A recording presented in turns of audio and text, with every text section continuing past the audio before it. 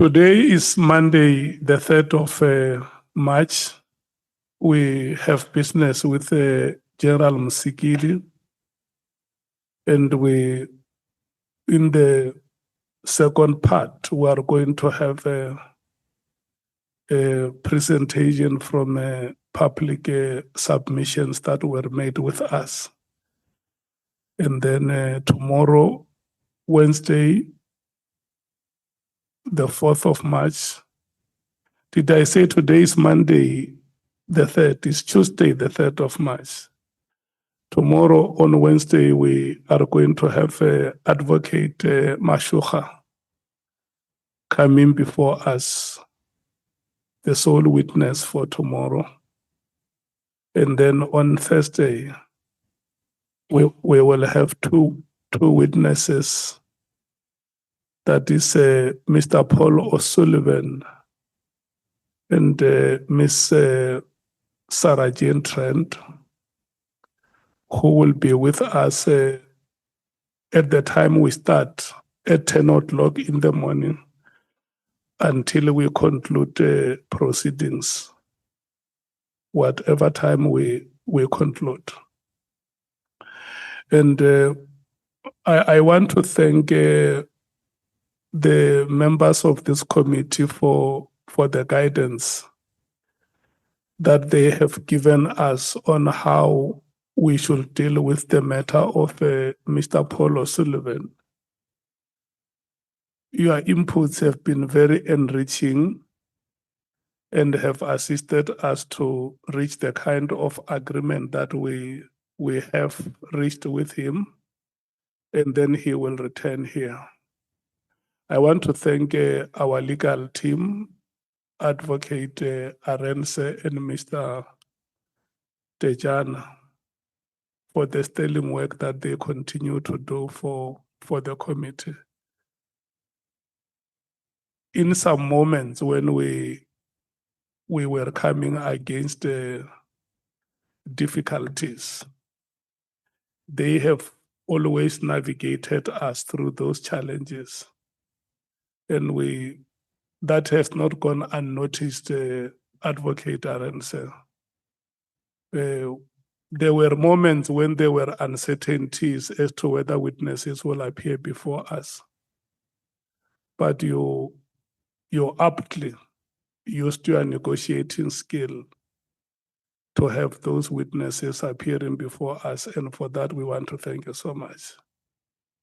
And we must again thank you for the role that you played, having to talk to Mr. Paul O'Sullivan and show him the importance why he should return to the ad hoc committee, have a full session with us, and we conclude our business in peace. Thank you so much for that. Your assistants, Advocate Mohaitz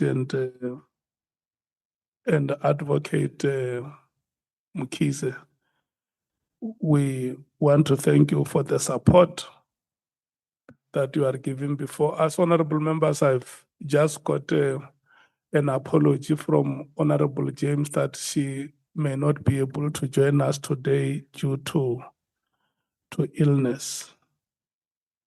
We hope that she will recover and join us for the rest of the days of the week.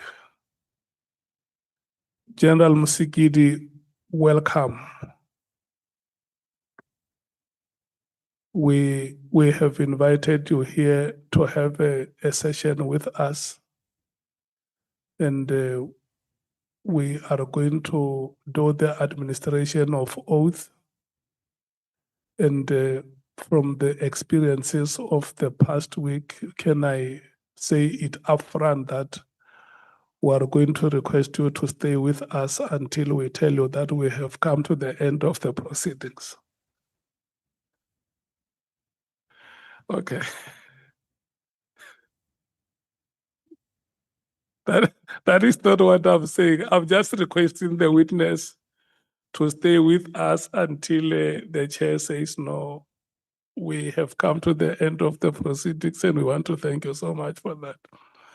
Can I check, before we do the administration of oath, are there any remarks that you want to make, Advocate Arendse, or any member of your team? Do you have any remarks that you want to make before we do the administration of oath? Honorable Skosana, your hand is noted.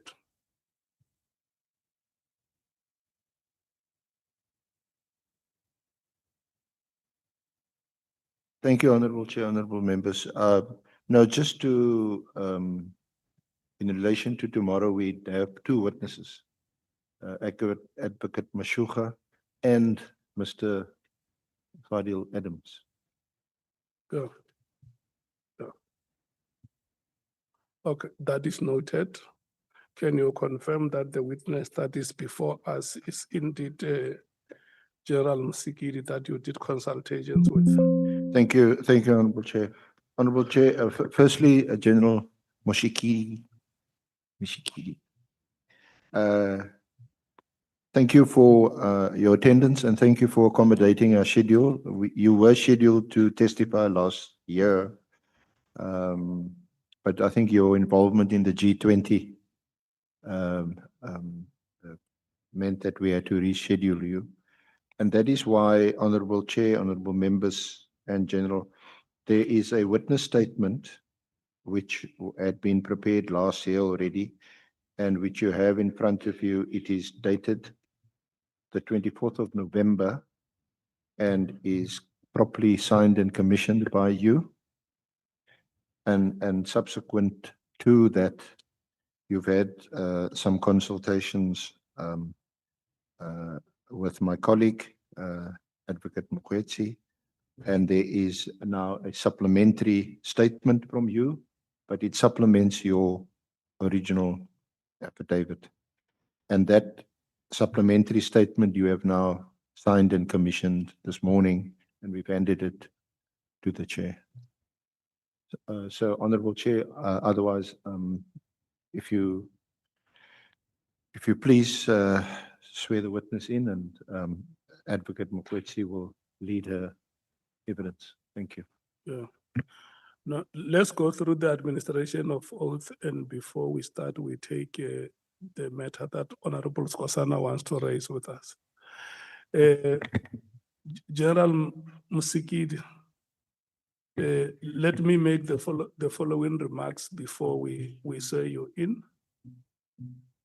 That you have been invited to appear before this ad hoc committee, which is investigating allegations that were made by the KwaZulu-Natal Provincial Commissioner, General Nhlanhla Mkhwanasi, so that you can help the ad hoc committee in its oversight and investigative mandate. Amongst others, we are investigating the following. Number one, the alleged unlawful disbandment of the Provincial Killings Task Team, otherwise known as the PKTT or NPKTT, whichever you may be appropriate to call.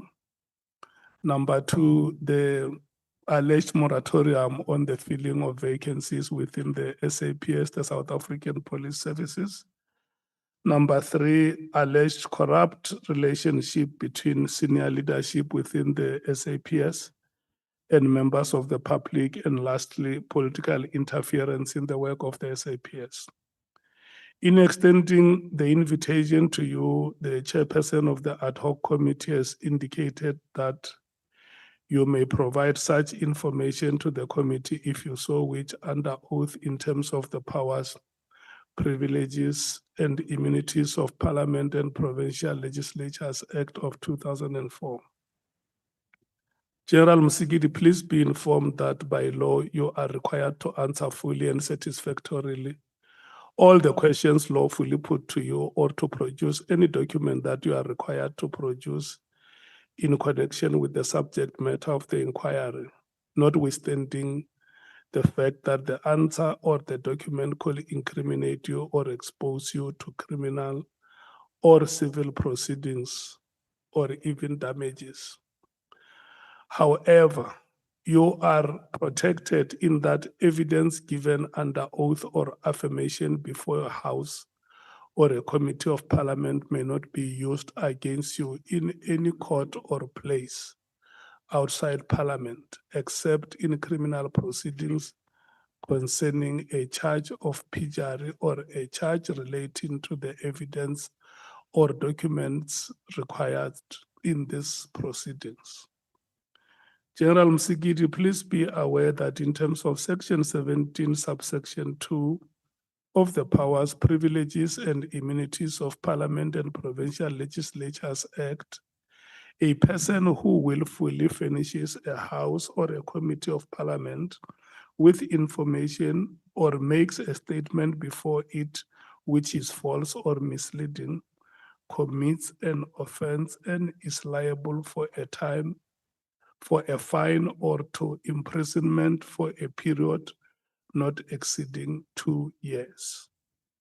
You are required to take an oath or affirm that the evidence you are about to give before this committee is truthful.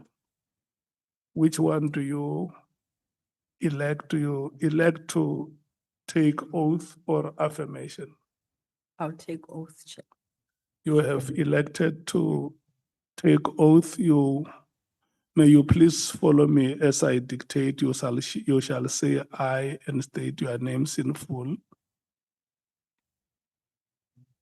I I, Tibello Constance Mosikili, swear that the evidence I shall give say that the evidence I shall give shall be the truth, shall be the truth, the whole truth, the whole truth, and nothing but the truth. and nothing but the truth. And so help me God. And so help me God. Thank you so much. You are now under oath. Before I hand over to the legal team to lead you in the presentation of evidence, let's hear what Honorable Skosana have to say. Good morning, Chair. I just wanted to make sure that we have the right witness because the general is not in uniform, so I was a bit confused. But if you affirm that he's General Mosikili, I'm happy. Thank you, Chair. You are being unfair to General Mosikili. When it mattered most, when we were at HOC Mampuru Correctional Facility, General Dimpani came there and she was not in uniform. I said that you forgotten. Thank you. Did you really say that? Okay. For the right person, thank you, Chair. Thank you, Chair. Just want the witness to relax. Thank you, Chair. Or you don't know her when she's not in uniform. Yeah. But now I realize it's her. Okay.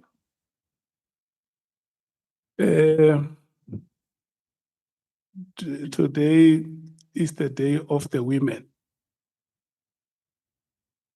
Yeah. At some point, I'm going to leave this podium and request Honorable Breitenbach to come and preside. The day of the women today. Advocate Arendse, how much time do we need so that we know exactly how we structure our business? I am reliably informed by my colleague that she would take approximately 3 hours, Honorable Chair. So perhaps through to 1 o'clock. Okay. Okay. Is that what you are saying, Advocate Mohaitz? Chair, just to put the witness at ease and make her feel comfortable so that she can convey her story, 3 hours just for safety, but hopefully we will take sooner than that. Okay. Yeah, so we are going to run from now until you tell me that we are at the end. but I'm watching with a hawk eye. All the best, Advocate Mokgwaetsi. Thank you. All the Chair. best, General Mosikili. Okay, just as a matter of housekeeping, Advocate Arons has already indicated that there are two witness statements. Just to clarify, the purpose of the second supplementary statement was just to amplify the role that General Mosikili or her current position as DNC is, just to elaborate on that. And then also, Chair, there was a mistake in her previous statement where she incorrectly referred to Minister Mchunu as a acting premier in 2018. And in this statement, she just rectifies that mistake as well. General Mosikili, do you have copies of the two statements in front of you? Yes, thank you, Chair. Yes, I do have both statements. Okay. I will interchangeably refer to both statements as we go along because you do cover some similar topics in the supplementary statement as well. Just as a start, General, we know that you've been in the police services for quite some time, 36 years to be exact. And in your statement, you say that you've been in the police services for an uninterrupted period of 36 years, and you've been in various operational environments at different levels up to command level. Would you just briefly talk us through your experience at SAPS, maybe starting from the bottom to your current position? Thank you, Chairperson.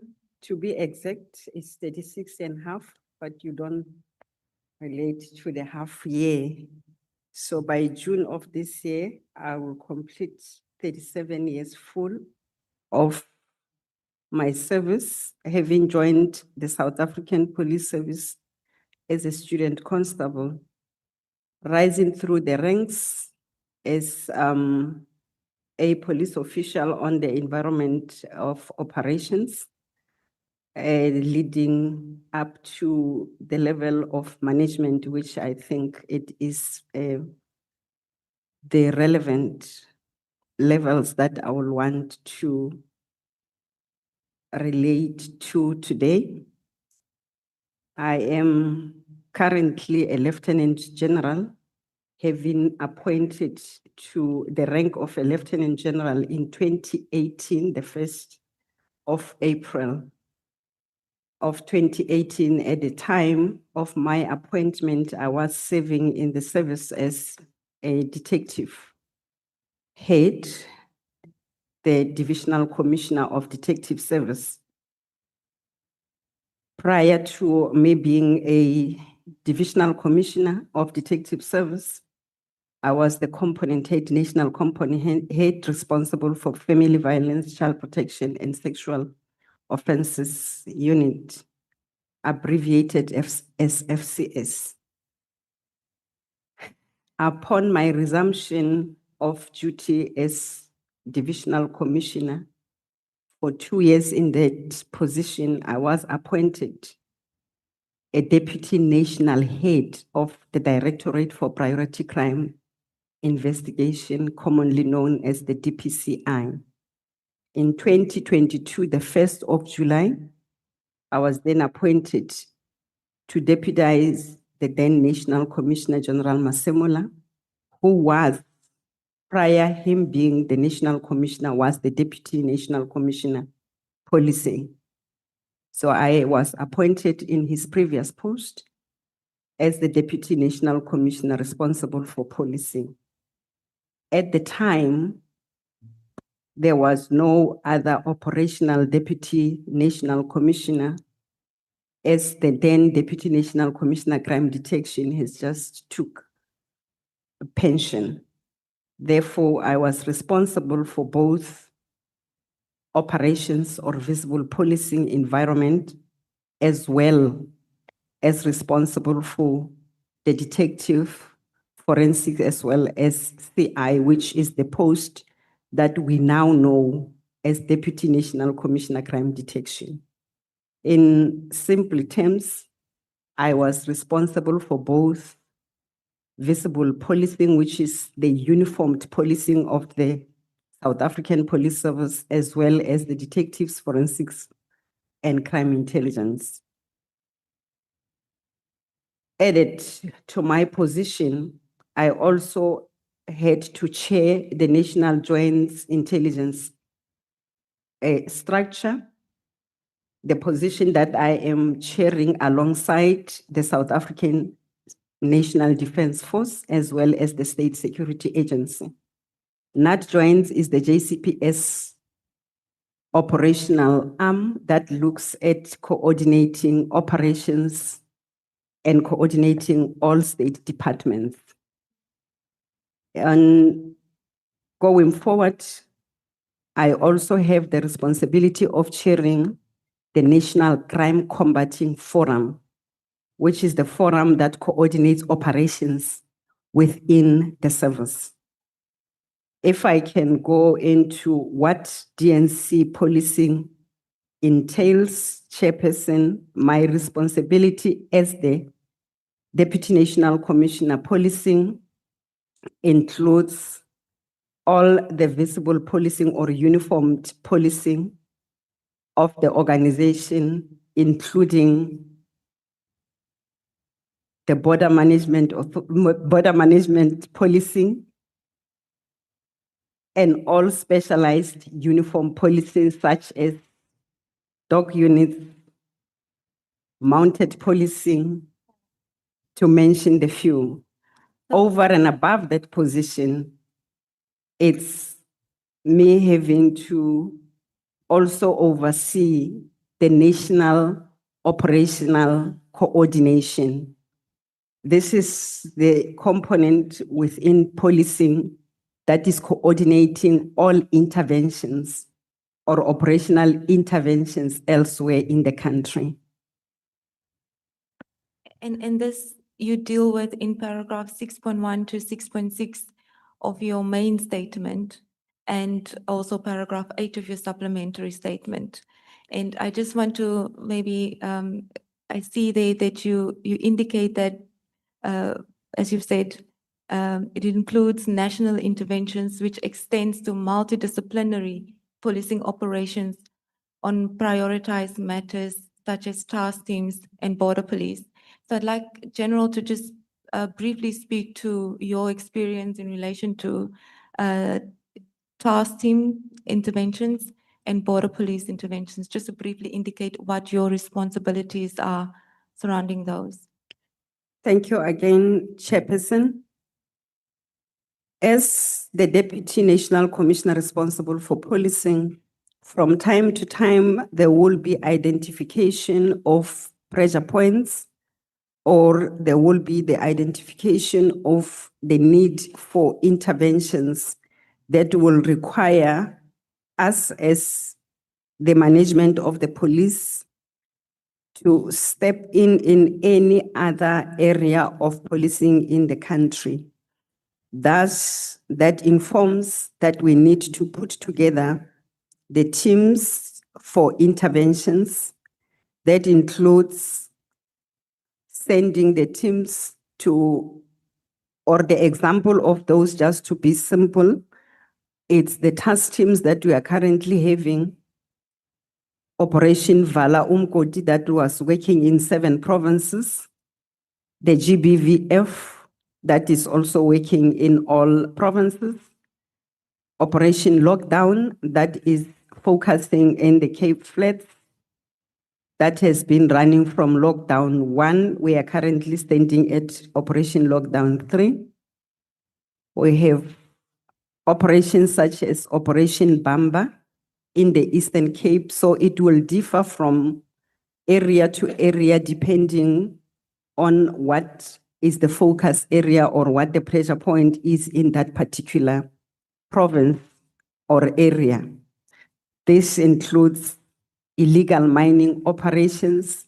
It will include coordinating and managing special and major events that will also include interventions in a short and in the long term. If you look at my presentation on paragraph 10, what will inform the interventions from policing perspective over and above other departments will be the National Crime Combating Forum that we will also visit or develop plans to visit the provinces, particularly during the upcoming Operation Paseka and Operation Festive Season.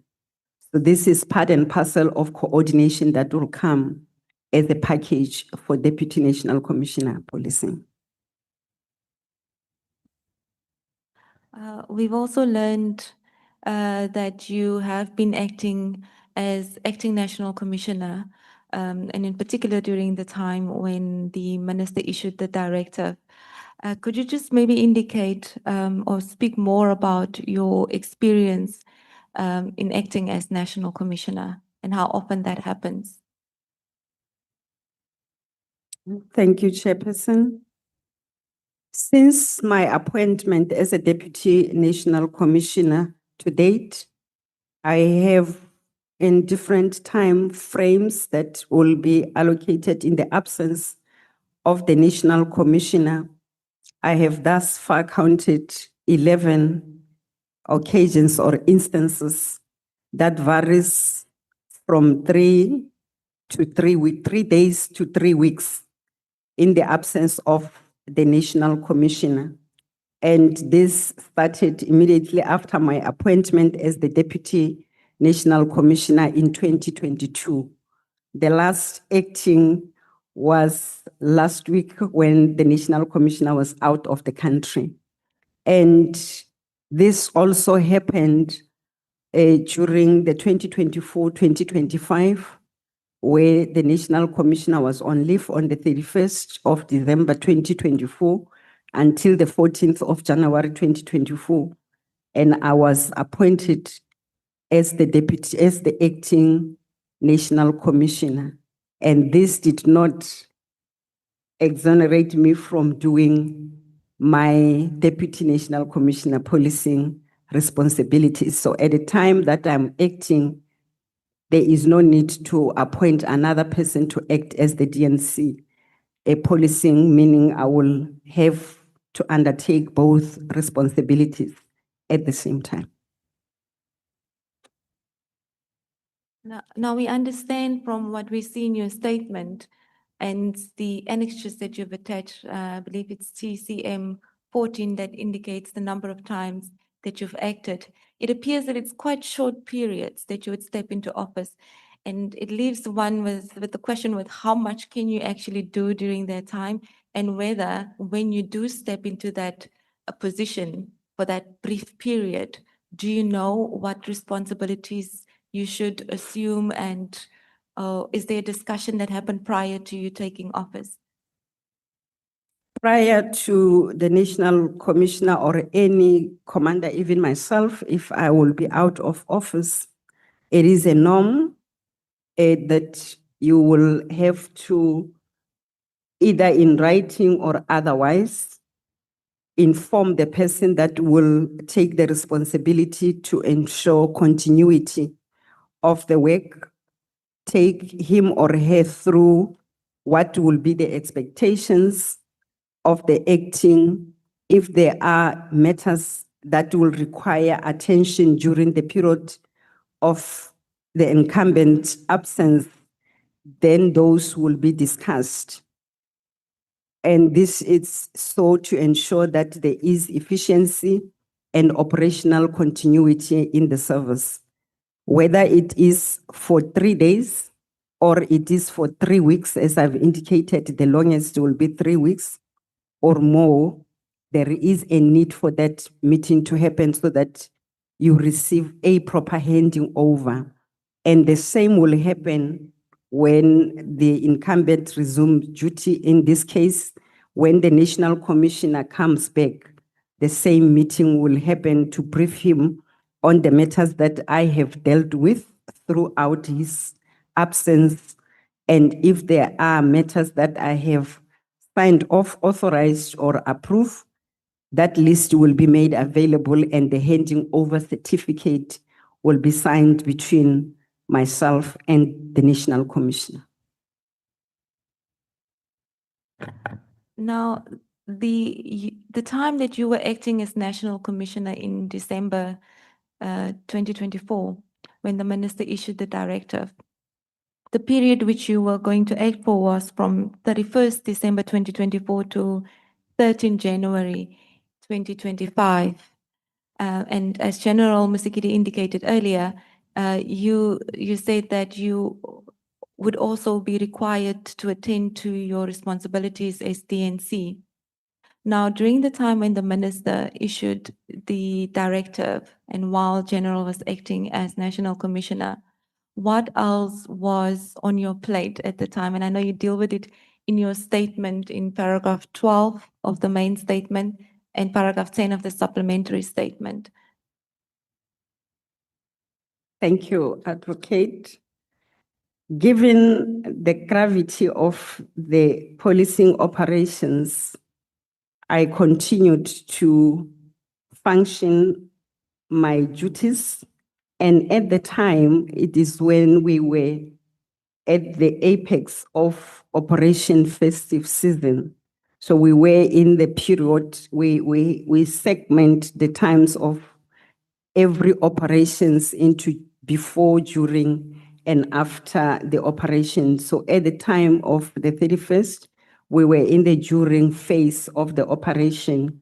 And prior to the 31st, myself and the other two deputy national commissioners, the minister and the deputy ministers and the national commissioner, shall have crisscrossed the country in evaluating the operations, the program which my office often draft to ensure that all the operations in the country are monitored and evaluated as they are planned. Therefore, a week prior to the 31st, myself, National Commissioner of the South African Police Service, and the Minister of Police, we were clubbed together to visit 3 provinces. This is the allocated number of provinces to ensure that we don't run around all 9 provinces for efficiency. Therefore, each minister and the deputy minister will have 3 provinces to visit. I was in the group of the minister and the national commissioner, and precisely because of my position as the person who drafts the operational plans, who draft this particular program of visiting the provinces, I will be with the team that will explain to the minister what is happening. We visited Eastern Cape, we proceeded to Western Cape, and we ended in KZN, the period of which we parted ways with the minister on the 28th after attending a funeral of one of the slain members in that part of KwaZulu-Natal. I came back to Gauteng in Pretoria, where I am stationed, and the National Commissioner resumed his leave on the 31st. At the time, it is the time that we have the heightened operation of Operation Valumkoti. Topical at the time was the Stilfontein issue. We shall have visited Stilfontein on the number of occasions with the minister prior to the 31st. And on the 31st, I had a operational visit in Stilfontein, and there was a media briefing that we had to undertake with the colleagues from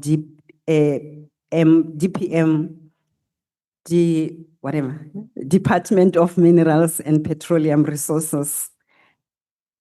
Upon coming back from Stilfontein after concluding my tour of duty at Stilfontein. I went back to Pretoria to prepare for the operation in Gauteng, which was to resume at 1700 hours. I must indicate that if the operation is at 1700 hours, it means the parade should be at least 30 minutes before that time. So around 1600 hours, I was in Gauteng in preparation for the parade and the briefing of what will be happening in that evening. The festive period, especially the 31st, poses significant dangers associated in an increase of persons in public spaces, including the violent conduct, alcohol abuse, and exposing vulnerability, particularly of women and children. Therefore, it was important and imperative for me as not only the acting national commissioner, but as the person responsible for operations in the country. And I often attend either one of the busiest provinces during this time. If I am lucky and the national commissioner is around, we will visit together. So we were in Gauteng. The duties that I undertook from 1700 hours on the 31st until 5 o'clock the next morning. Only reported on duty after receiving all the reports from the National Operational Coordination Center that everything and all the public celebrations have concluded. And I don't want to say the dust has settled down, but at least people are back at their safe spaces. Just to the period that you were with the National Commissioner and the Minister, you've indicated that that was in December and the last day you spent together was on the 28th of December. During that time, was there any conversation between either yourself and the Minister or between yourself and the National Commissioner in relation to the PKTT or the disbandment? Chairperson, not at all. Advocate, we, as I have indicated, that we are attending a funeral of one of the members. The discussion or whatever talk, conversation that would have been undertaken in my presence, it was general discussion over what was happening at the time and the continuation of the Operation Festive Season. At no stage was the mention of PKTT or any attempt to have any directive on PKTT, neither from the minister nor from the National Commissioner. I think my commander, my direct commander, is the National Commissioner. At the time, National Commissioner did not mention anything in relation to the PKTT. Now, we know that the minister subsequently on the 31st of December, after your operation in KZN and in the Eastern Cape, issued the directive. You've indicated this happened on the 31st of December. You've indicated that you were busy with your operations or continued with your festive operations in Gauteng province. So at which point did you become aware of the minister's directive?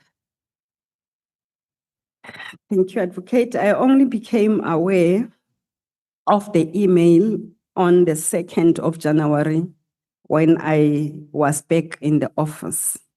And I must indicate here that upon the investigation on the 2nd, and the other thing that has drawn my attention to the directive was the media inquiry that was forwarded to me by the national spokesperson. And I think at the time, all media houses, News 24 already published the directive of the disbandment of the PKTT. It has then required of me as the then acting national commissioner to investigate and to want to understand whether this is the truth of what is on the media space. And subsequent, I have received a WhatsApp message from the national spokesperson on the same matter. It was later in the evening, if I'm not mistaken, it was around 18, if not past 1800 hours. Then the first thing, the investigation of the team resumed at that time, and I was informed when I get into the office the next morning of the existence of the letter. And I also noticed at that time that the letter was also emailed to me as it was sent to the National Commissioner and the staff in the National Commissioner's office. And you have indicated the list of people to whom the directive were issued. All of this is in paragraph 14 and up to paragraph 17 of your statement. So when you became aware of the letter on the 2nd of January 2025, General, what was your reaction to it? What was going through your mind, and how did you view this directive? To be honest and frank, I became confused. I wasn't unsure.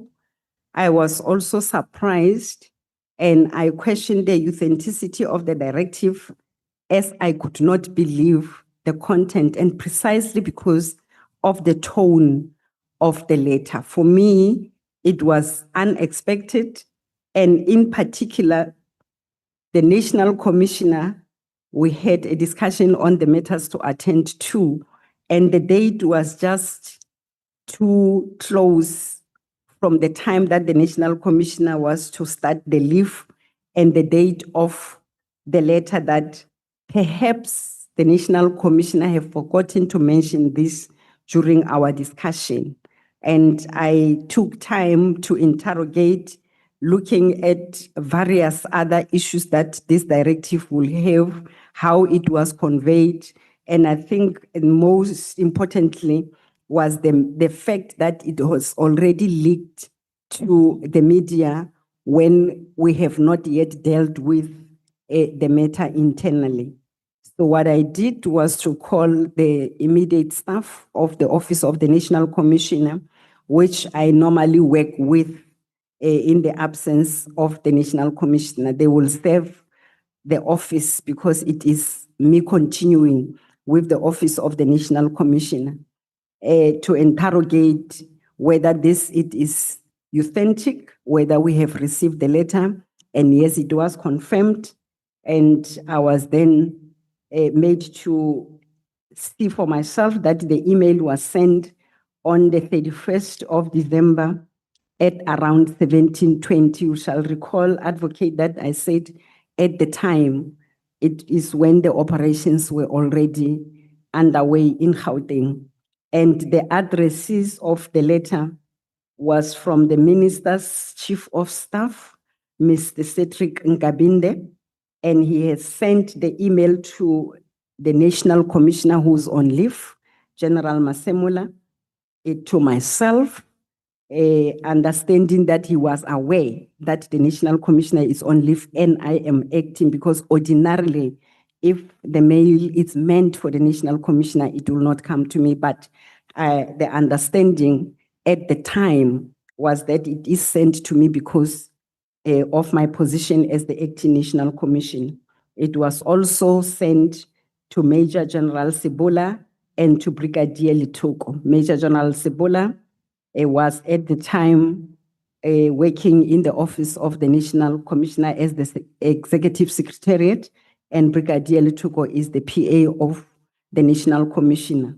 This was sent to other 5 people, CC'd to them. The main was the 4 of us, and it was also sent to the Minister's advisor, Mr. Vusi Pikoli, or Advocate Vusi Pikoli, Ms. Mokgotsi, who is the Minister's Communication Director, Mr. Mtembu CU, as well as Mlandu. And then there was the 5th addressee that also received the same mail, which reflected as home13404@gmail.com. So these were the 5 people alongside myself, National Commissioner, and the 2 members in the National Commissioner's office who have received the email.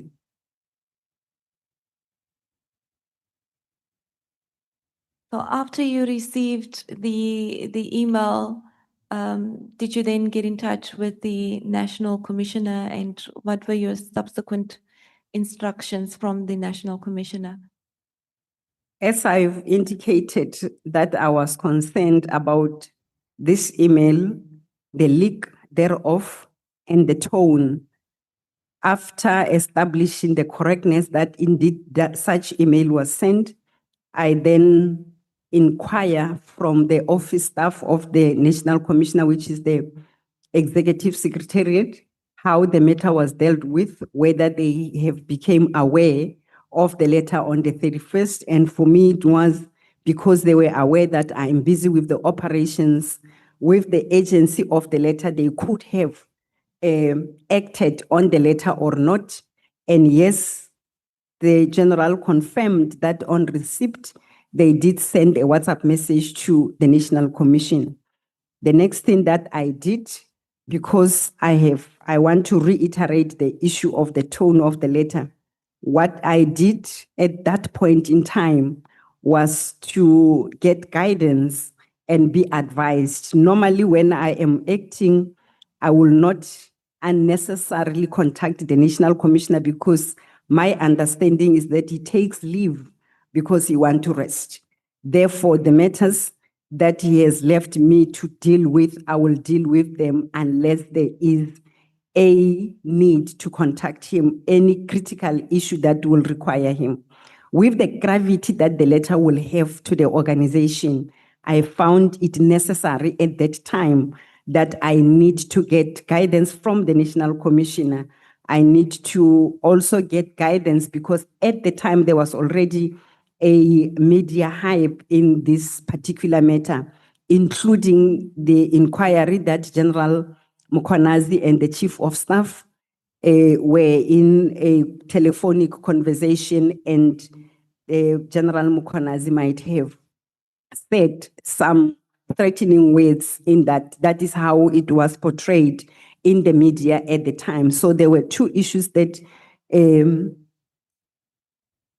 instantly triggered me to call the National Commissioner. And the first call, he did not pick up. I continued to establish facts. And when he realized my call, he called back and we discussed the matter, which he then indicated to me that he did receive the WhatsApp, but he did not pay much attention to that WhatsApp because of the fact that he's on leave. And then he guided on how to deal with the matter. Just before you, General, you get to what you then subsequently did after your conversation with the National Commissioner, you've indicated that the letter of the minister was leaked to the media before you even became aware that you were part of the persons to whom the email was sent. Do you know how the email got leaked through the media or to other platforms? And I also want to maybe hear your view on, you've mentioned in paragraph 16 that there was a foreign email address that you didn't know, which is the Gmail account. Do you know whose email address that is? Have you subsequently discovered whose email address that is? And do you know how it was leaked to the media? I do not know who the email belonged to, except that the Chief of Staff of the Minister, Mr. Nkabinde, did indicated the knowledge of the email address.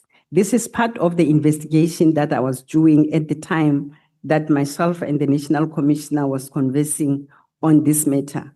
As I was struggling to get hold of him immediately, what I did was to establish how, including the WhatsApp that the Secretariat, Executive Secretariat sent it out as to whom did she send, and there was a proof that it went from her to the National Commissioner only, and she indicated that she could have contacted me, but she needed guidance as well because that was the first day of a national commissioner being out of office.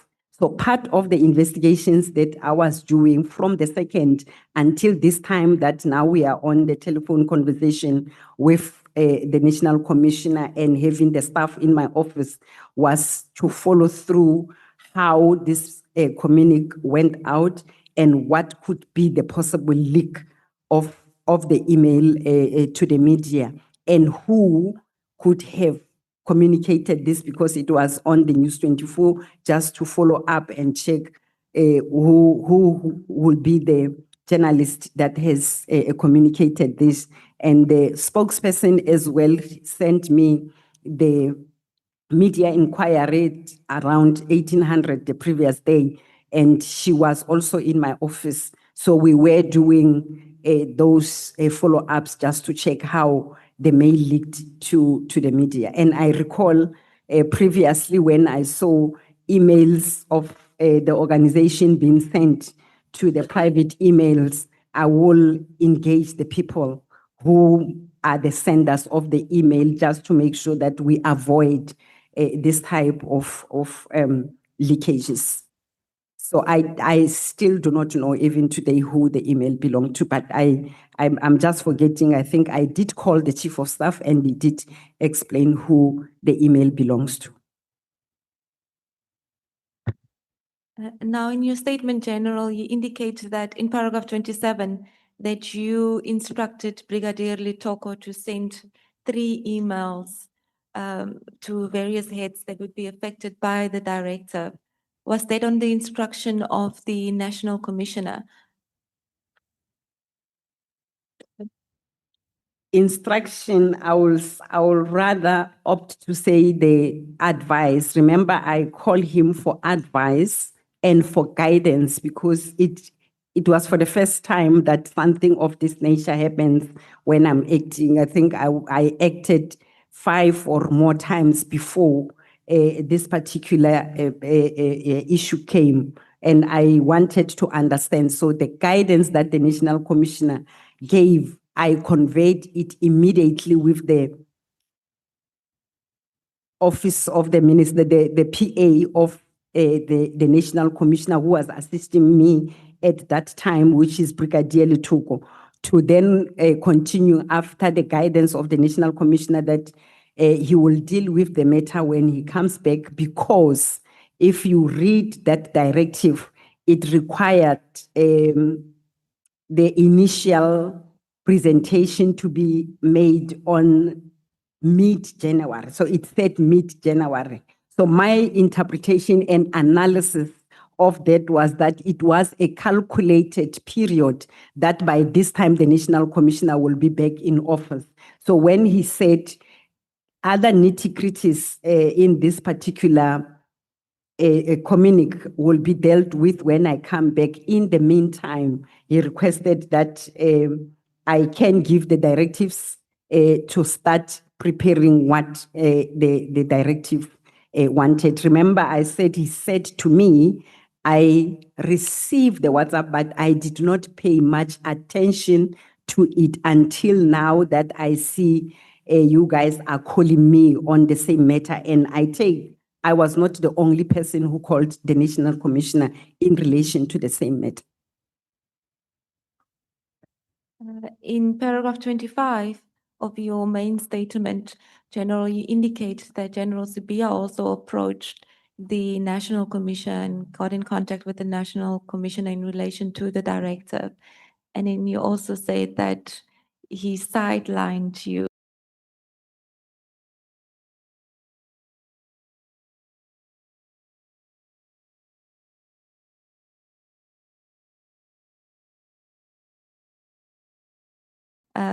Could you maybe elaborate on what you mean by that?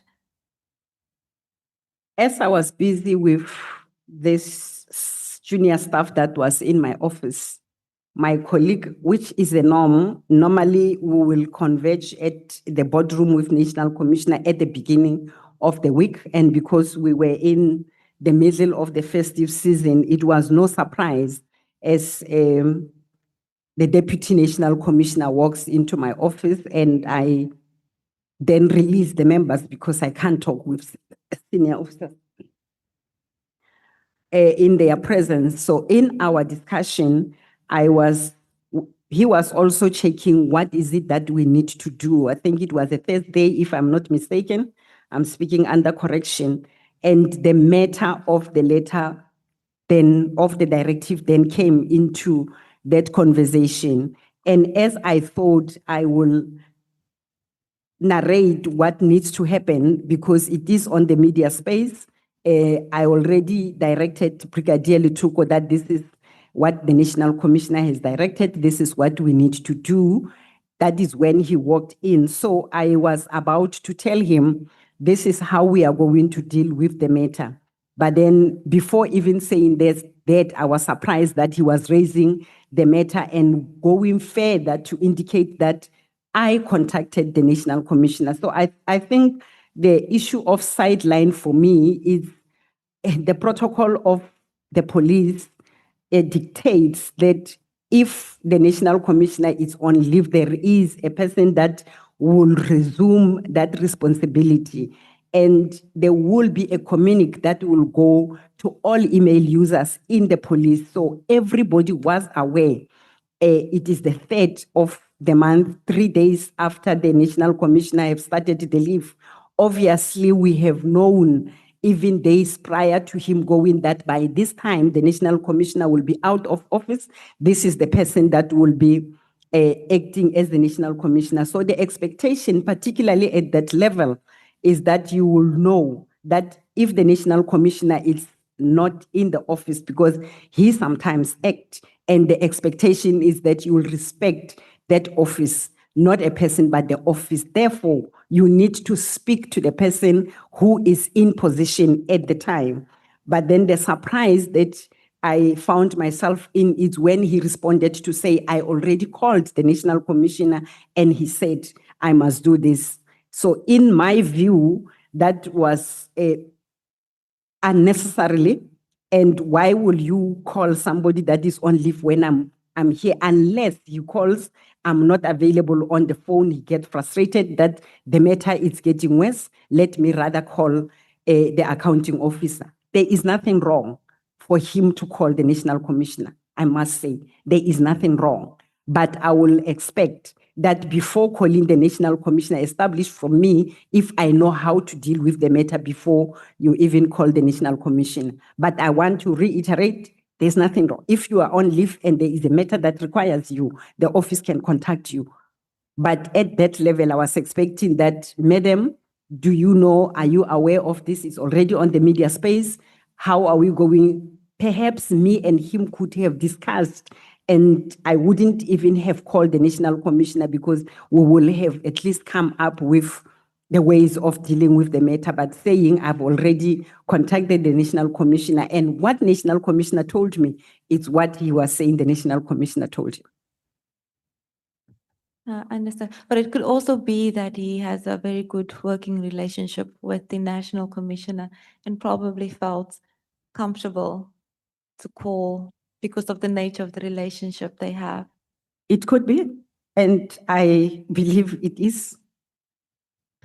So in paragraph 27, General, you indicate that you then instructed Litoko to issue the email, and one of the people that you have instructed Brigadier Litoko to send the email to was General Sibia. And so we know, when we've heard evidence, that General Sibia then subsequently implemented the directive of the minister. But we now see from your statement that he was following your instructions in the implementation of the directive. Is that correct? It is correct. I even spoke to Brigadier Lituko prior to him walking in. So by the time that Brigadier Lituko left my office, she was already preparing the emails. And I'm saying 3 different emails because for me, I was cautious of the sensitivity of the email and the fact that it has already leaked. So I did not want to communicate the whole letter to everybody. I cannot perpetuate what, in my view, was a leaking of information to undesired recipients. So the 3 emails is because in the police, the national commissioner will be deputized by 3 people, which is myself in policing, which is General Sibia, and was affected by the email. I was also affected in the sense of the border policing, and there is a acting national commissioner that is responsible for support services or corporate services in the police. That is simply administration. She was also affected by this directive in that there are issues of HR that were also mentioned. I think first point of the letter required the halting of the crime intelligence post, which is the process that over and above the divisional commissioner of crime intelligence, it will affect the administration of the service in terms of filling of the post. So HR is responsible. Hence, I requested that the parts, Brigadier Letukoma send the email with specific directive to each one of us, meaning what will come to my office will be in relation to the border policing, because it was mentioned that I had to also prepare, or my office had to prepare by the time that the national commissioner comes back to office, I should be ready with that report. And there was an issue of PKTT. PKTT in the main, it's doing the investigation, but I think even the national commissioner did indicated or did explain when he was here that all the national interventions are managed and coordinated from national coordination, operational coordination. So it did affect my office as well. It is a multidisciplinary team that involves not only investigators, although they are most of the time carrying dockets, but there are combat teams that are involved, there are intelligence, so where you get the team that is formed with multiple competencies and operatives from different environments, the coordination thereof is done through the national coordination. So my relevance to receive that email as well, although I have received it in my capacity as the acting national commissioner, was to prepare what will then come on the report of the minister in relation to the disbandment of the national intervention teams, as well as to deal with the issues of border policing. Now we see that you have sent this email to all 3 DNC officers and not just to General Sibia. You've sent it to yourself, as you've indicated, DNC policing, and this is on page 47. And you've sent it to DNC SS. And then you've sent it to DNC crime detection, which I believe is General Sibia's post. And the email is very brief. It doesn't seem to request, it doesn't give a lot of direction. It basically on page 48 of your bundle. In the email, it simply requested that he is required to communicate the deactivation to the relevant team, and that his office is further requested to submit a close-up report on 14 January 2025 on NATSCOM's consideration and sign off to the minister. There's no further direction given other than that which I've just read out to you. Remember, I said one of the issues is that the email has already leaked, but I did not want it to leak further, because you will send it, if, as you can see on page 48, that it was sent to the staff officer or the office administration of General Sibia and himself, as well as General Sibola, who at the end of the day need to coordinate all these reports for the National Commission. So I just extrapolated the instruction as it was on the main letter to the general. Remember, I also said I was with General Sibia in the office. So the issue of the letter was no longer a secret. The letter was there, the directive was there, but on the email was just to extrapolate that information that is required. And on the 14th, when the National Commissioner comes back, we'll present to him and further directive will then be given from there.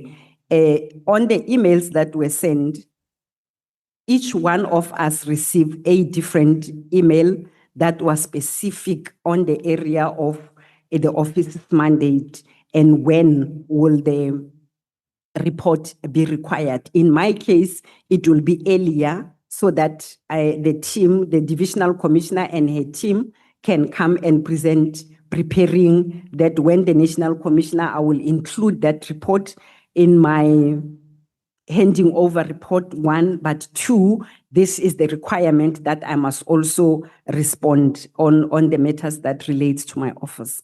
And in relation to the posts as well to the DNC responsible for support services to respond to the issues of the holding of the post and what the directive requires.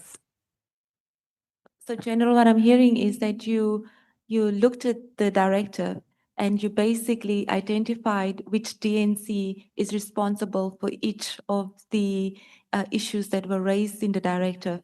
And then you subsequently issued an instruction to each DNC in respective of their respective responsibilities. That is correct.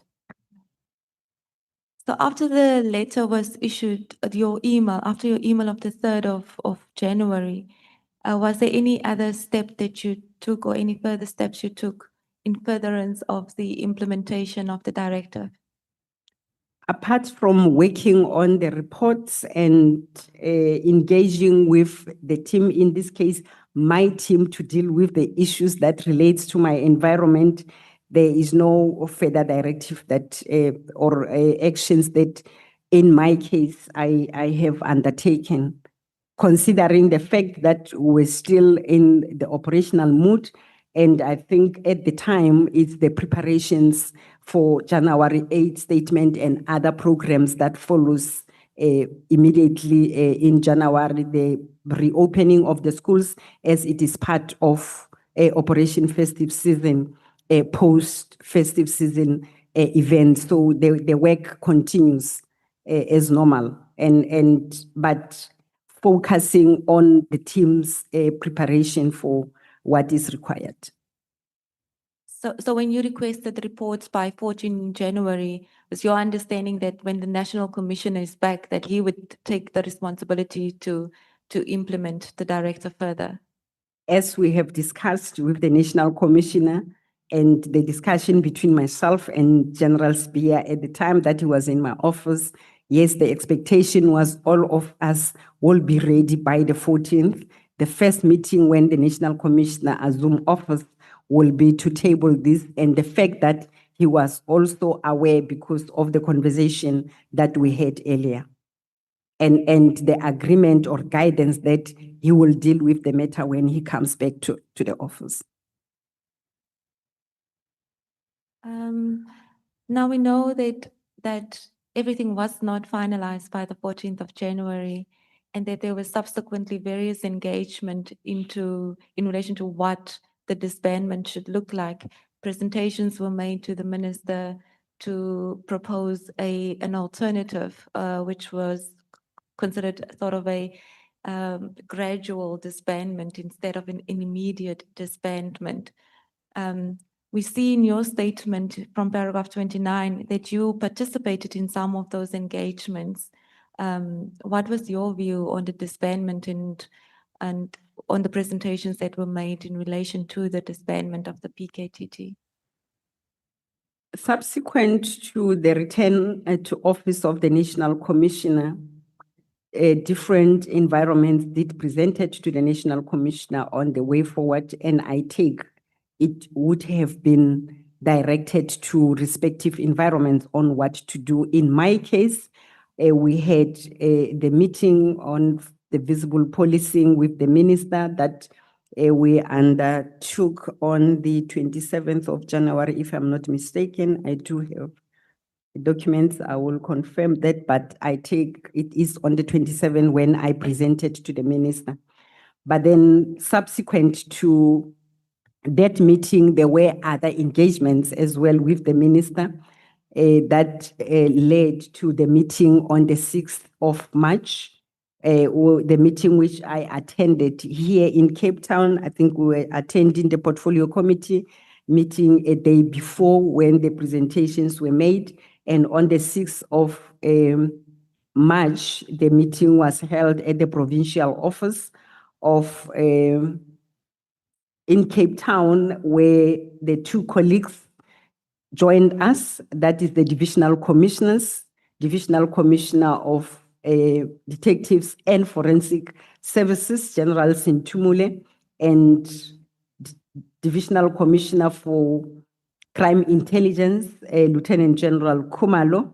With them, it was the Lieutenant Colonel that was leading the presentation, which I believe is what went into the discussion between General Masemola and the team that is responsible for the PKTT, because the meeting was specifically to deal with the issues of PKTT.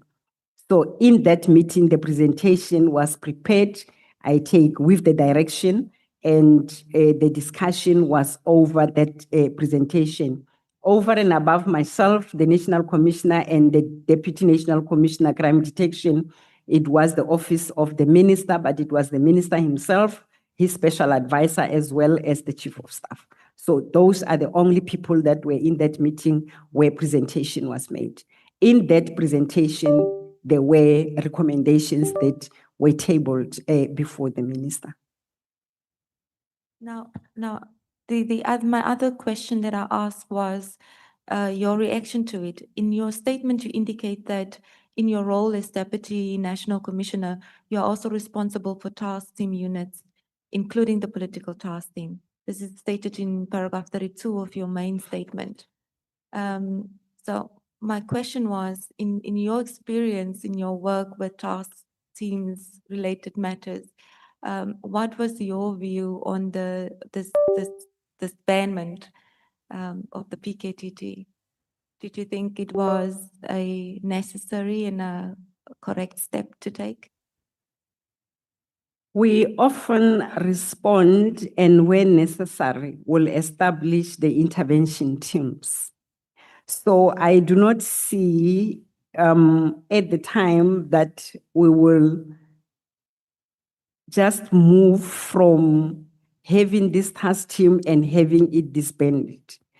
Particularly because when the team was established in 2018, I was the Divisional Commissioner of Detective Service. I happened to be one of the people that attended the interministerial committee meeting and subsequent meeting in KZN when the team was established. I know, or at the time I was aware of the circumstances that has led to the establishment of the PKTT in particular. But I think your question is around national intervention teams. Even as I am sitting here, I do have teams out to do the national interventions in assistance or augmentation of the provincial team to supplement the capacity that the provinces are having to tackle a particular issue or a particular matter. We had Operation Valumkoti that was in 7 provinces. All 7 provinces did receive a small team that will assist them on areas or competencies that we believe from the reserve teams of medium and high risk teams that are national teams. Remember, I said part of the portfolio of policing is to have specialized operational team or visible policing team. So these teams are there to assist when the need arises to intervene in any province. If the province can deal with the matter, well and good, provincial commissioners in their capacity can establish the provincial teams and deal with the matter. But if the matter escalates to head office, that is where my role come in to coordinate and establish the team. that will either include the NAT joints format. I said NAT joints, it's coordination of other departments that are relevant. And in the JCPS, you will obviously have all the law enforcement, you will have the NPA, you will have DOJ in terms of them guiding and assisting the operational teams in the interpretation of the laws and so on and so forth. So in this particular case of the PKTT, in my view, the manner in which it has to be disbanded, all task team will have to draw up the demob plan. We have what we call demobilization plan that will give step-by-step activities that should be undertaken, including to reduce the numbers if the threat has been minimized. So at the time that the letter came to say the team must be disbanded, a consideration should have been taken that it is not only the docket carriers that are involved. There is a combat team that PKTT is working with. There are crime intelligence operatives that are collectors and analysts that have been paid with the PKTT.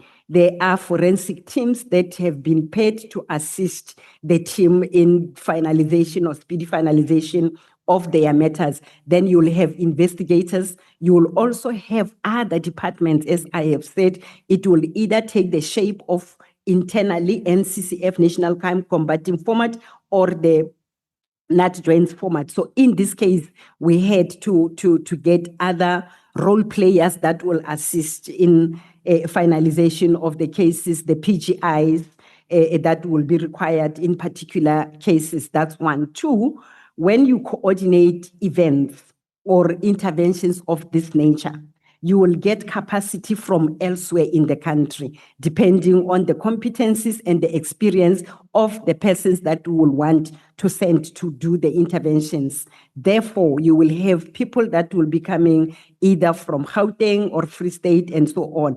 And the 31st, we have already concluded the call-up instruction. I think earlier in the committee as well as at the commission, it was explained that the call-up instruction was extended. The request was made to extend.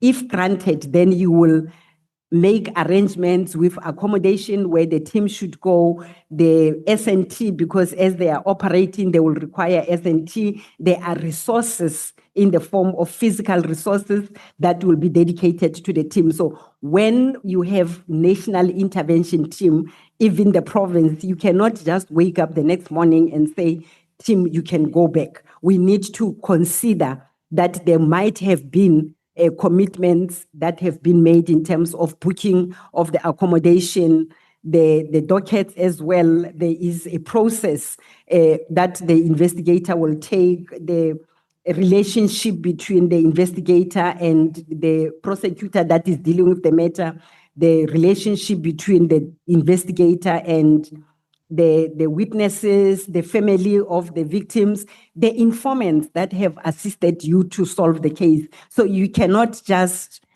disband the team without considering all those factors and drawing up a clear plan of demobilizing these teams that we have sent to KZN and to avoid fruitless expenditure if such commitments have already been made. Now, the cost or the financial burden that comes along with the operation of task teams was also said to be one of the considerations that the minister gave when he made a decision to disband the task team. It was said that the cost related to the operation of task team is quite heavy. It places a huge financial burden on other policing operations. And the minister was of the view that, maybe task team should be done away with altogether. And I think this is when the conversation around the murder and robbery unit was had, and whether that might be the appropriate intervention tool to deal with matters that the task team is currently dealing with. Do you think that the task teams can be done away with as a intervention tool, would you be able to effectively conduct police operations without the use of task teams? Or is it a necessary tool? Task teams will remain a necessary tool in my view, in that part of why the task teams are considered, it's because of the challenges that the province itself or the business units, whatever area it is, normally it will be the provinces because crime happens in the provinces, and the task teams that are established most of the time will be to intervene on matters of crime. And I do not see anytime soon that we will completely do away with the task team. That is in my view. And the reason for this being that there are many factors that contribute to the establishment of the task team. One being the local capacity might not be adequate. That's number one. Number two, at times there are issues that we cannot run away from as we are living in South Africa, and from time to time we hear issues of collusions and maybe the reluctance of the local policing capacity to deal with the matters because they are living in the same area and they might be afraid to deal with the matters. The political task team prior to the 2018 team that was established, and when it was established, the majority of the team members were from the detectives, and recall that I said I was the divisional commissioner at the time.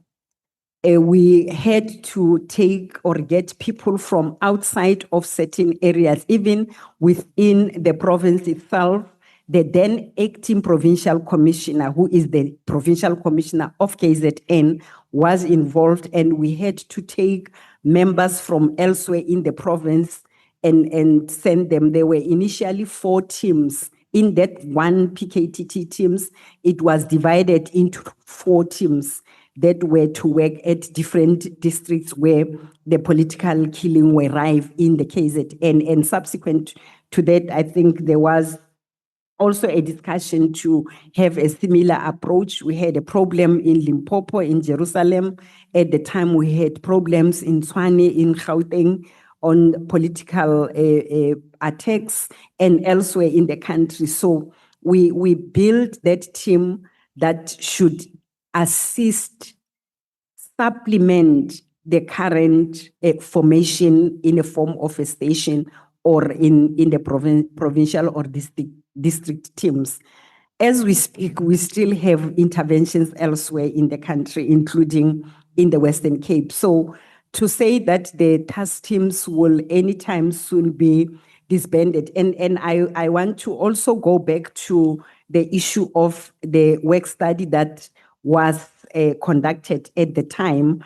I think it's communicated from time to time in this commission's SMRA report, which was concluded in 2019 when I was still in the detective environment.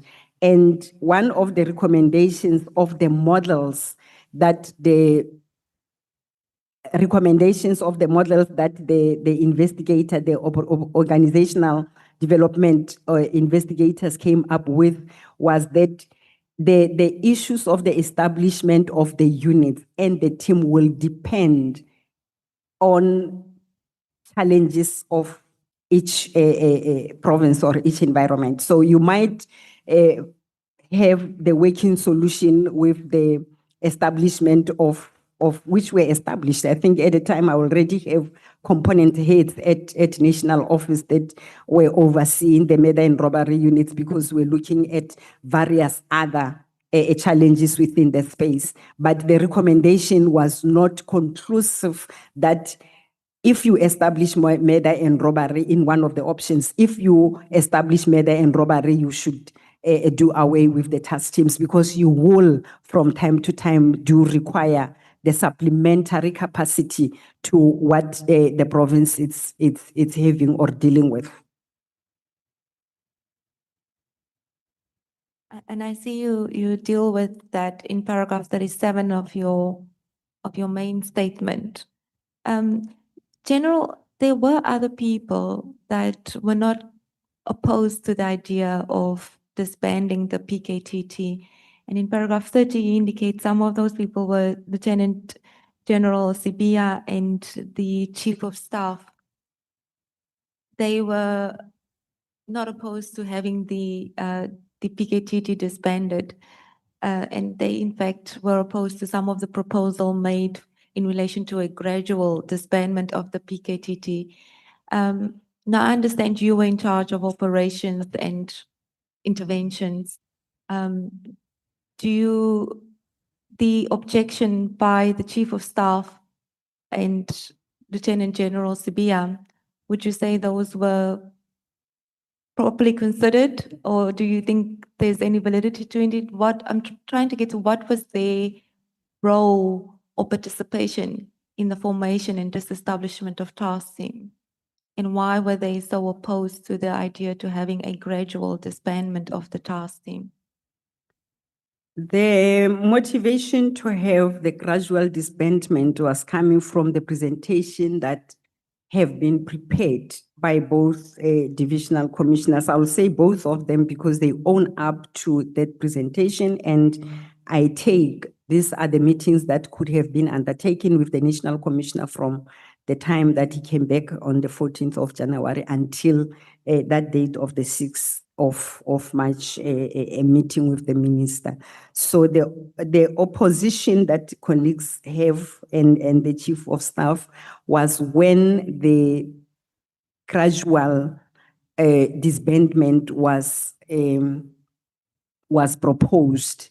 And I think myself and the national commission and myself, I was coming from what I've already alluded to of commitments that would have been made in terms of sending people to KZN, where they're coming from and how the demop needs to happen, the issues of the docket itself. You cannot work the docket that was already cold or dormant.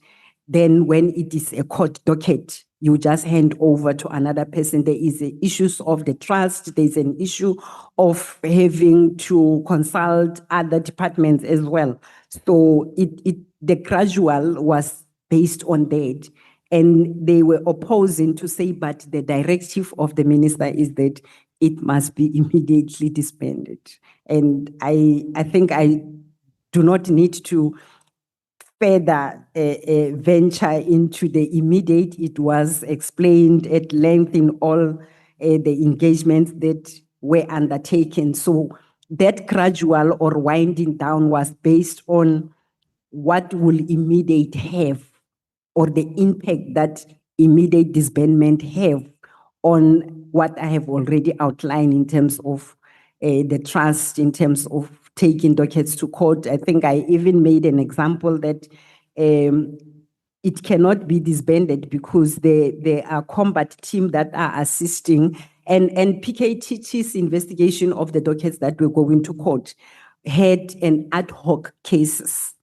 Ad hoc cases will be the cases that as and when you go through the investigation of the case, you will either find that it is in a way linked to the main docket. I think that as well needs to be clarified, what was contained on that ad hoc. So you will investigate the case of theft of a firearm, and that firearm is the one that was found used in the main docket. So that is how ad hoc came about. So you cannot separate those cases. Although you have not yet concluded on one or charged a person on the other ad hoc case, but the main docket, there is a process that has been undertaken. Therefore, it was then suggested, can it be done gradually? And I think there we did indicated that from the operations, from the combat team, I will not withdraw all the members because they are also assisting the investigators to collect the suspects when going to court, to escort as well. It is a very volatile environment of investigating the murder cases.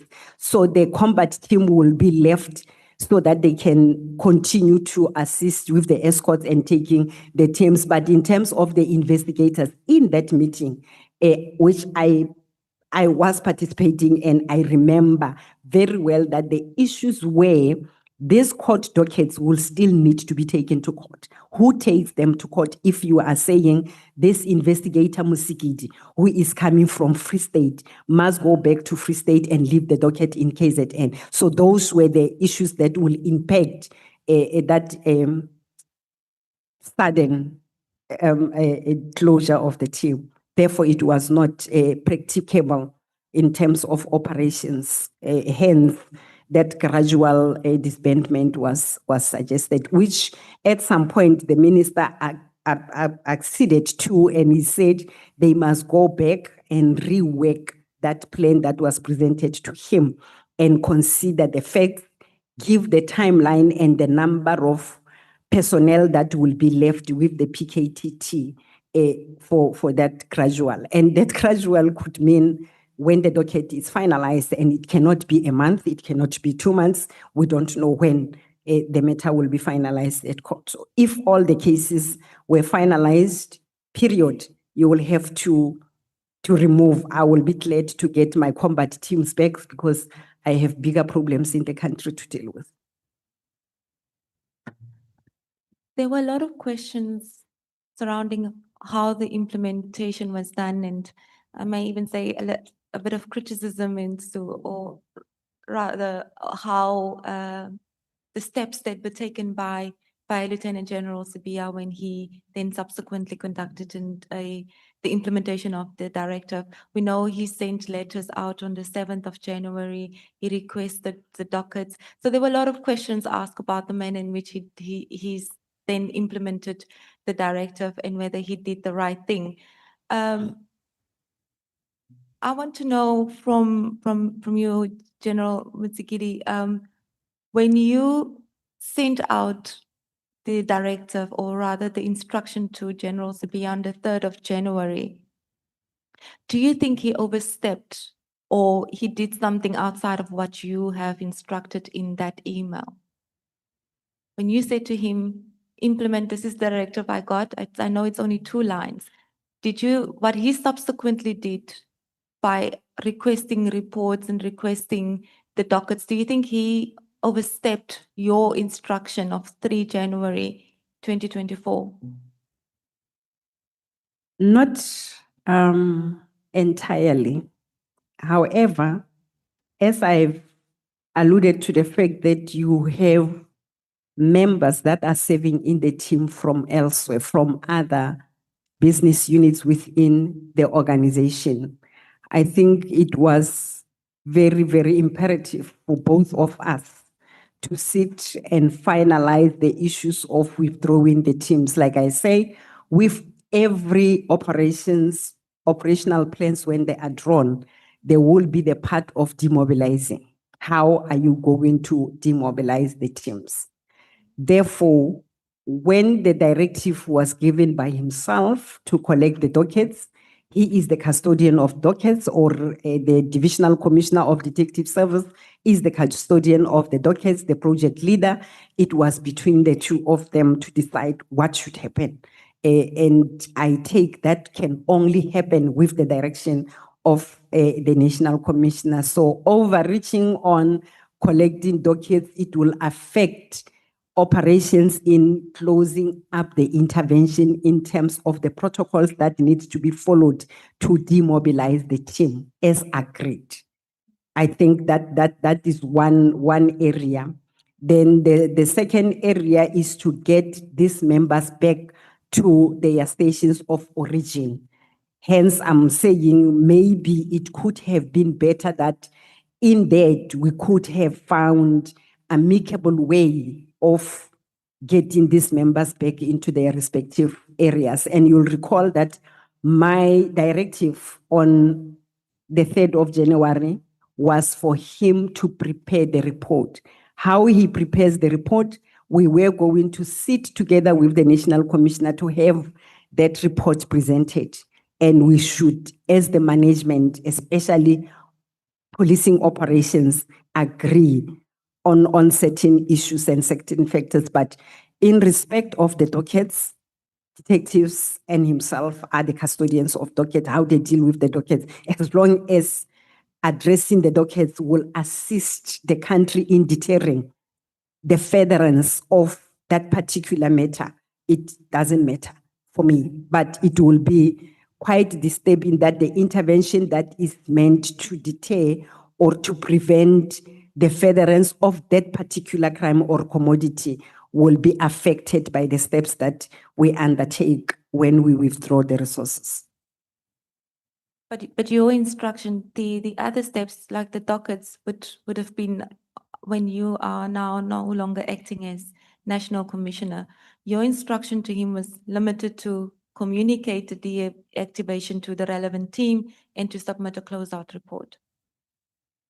As That's what you- extrapolated from the minister's directive, as advised with the National Commissioner that when I come back, we'll deal with the matter. So any further directive was to be undertaken from the 14th of January. And if the National Commissioner will have a separate meeting between himself and General Sibia on how to deal with the matter, it will be in regards to crime intelligence, because the project leader was based at crime intelligence, as well as what should happen with the docket. So for me, it is only on the issues of coordination and the operations only. Thank you, General. Then I'd like to move on to the part of the directive that affected your responsibilities. And you deal with this in paragraph 23 to 33 of your supplementary statement.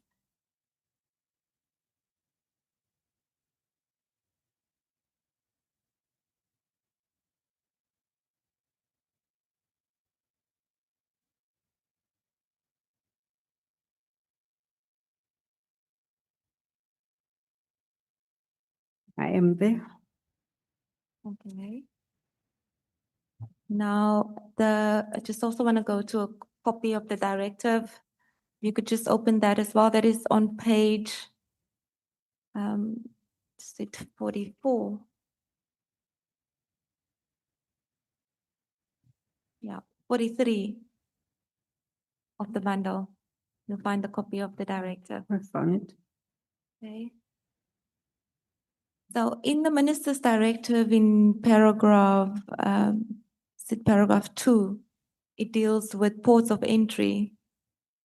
And the minister in that directive is requesting, well, you've indicated, first of all, that you are responsible for border policing. You deal with this in paragraph 23 of your supplementary statement, where you say that you are responsible for border policing, which is a component of visible policing in operations. So this would have directly affected you. That's correct. So my question to you is,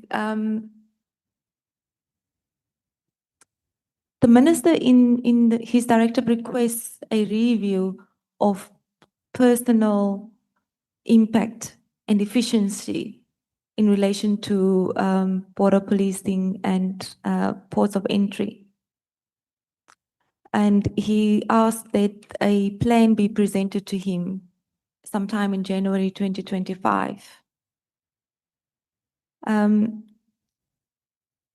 Could you first explain to us, and maybe I should just start off by reading paragraph 2 full and put it fully on the record. In paragraph 2 of the minister's directive, he says that it is common cause that all South African ports of entry are managed by Border Management Authority, with SAPS playing a critical role in the same space, which cannot be overemphasized. In line with this role, SAPS personnel impact and efficiencies should be reviewed from time to time with an objective of enhancing their role in improving security in the country's port of entry. The minister says, I, in terms of section 207, direct you to develop a new plan in this regard and present it to the next Ministry Management Executive Committee meeting later in January 2025. Key reference points to include but not limited to the following: a comprehensive analysis of the current challenges of security in the ports of entry and exit, the steps perspective, and a comprehensive operational and remedial action plan based on a policy of rotation of staff members, amongst others. Could you maybe first, General, explain to us what Border Management Authority is and what it's responsible for? Thank you, Advocate Chair.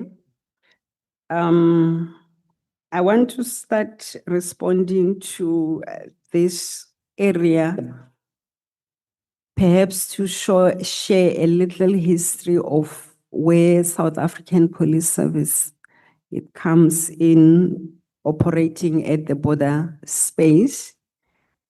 BMA was established or enacted under DHA, Department of Home Affairs, and it started its operations in 2022.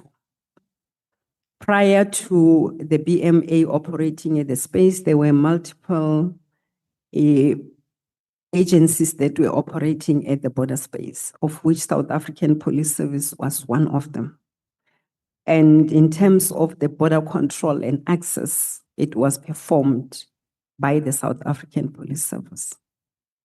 Upon the establishment of Border Management Authority, the South African Police Service was then required to coexist, particularly dealing with crime prevention and combating and crowd control within the same space of border control. The BMA, I think on my paragraph, now coming to your question of what BMA is. On paragraph 25, in terms of section 4, subsection 2 of the Act, it gives BMA the responsibility of border law enforcement functions, which refers to the facilitation and management of legitimate movement of people and goods at the ports of entry. Section 5 of the same Act of BMA makes it clear that the authority's role is focused on compliance, in other words, monitoring and enforcement, such as verifying passport, the responsibility which was previously done by Department of Home Affairs, inspecting agricultural imports. There was a Department of Fisheries Agriculture that was dealing with that matter. The enforcement of port health, which is the Department of Health. Section 18 and 19 of BMA Act empowers officers to stop any person, inspect and search and seize from that particular individual any article where non-compliance is suspected. This provision functions within the administrative framework and is designed to protect the legal movement. That is basically what BMA is doing.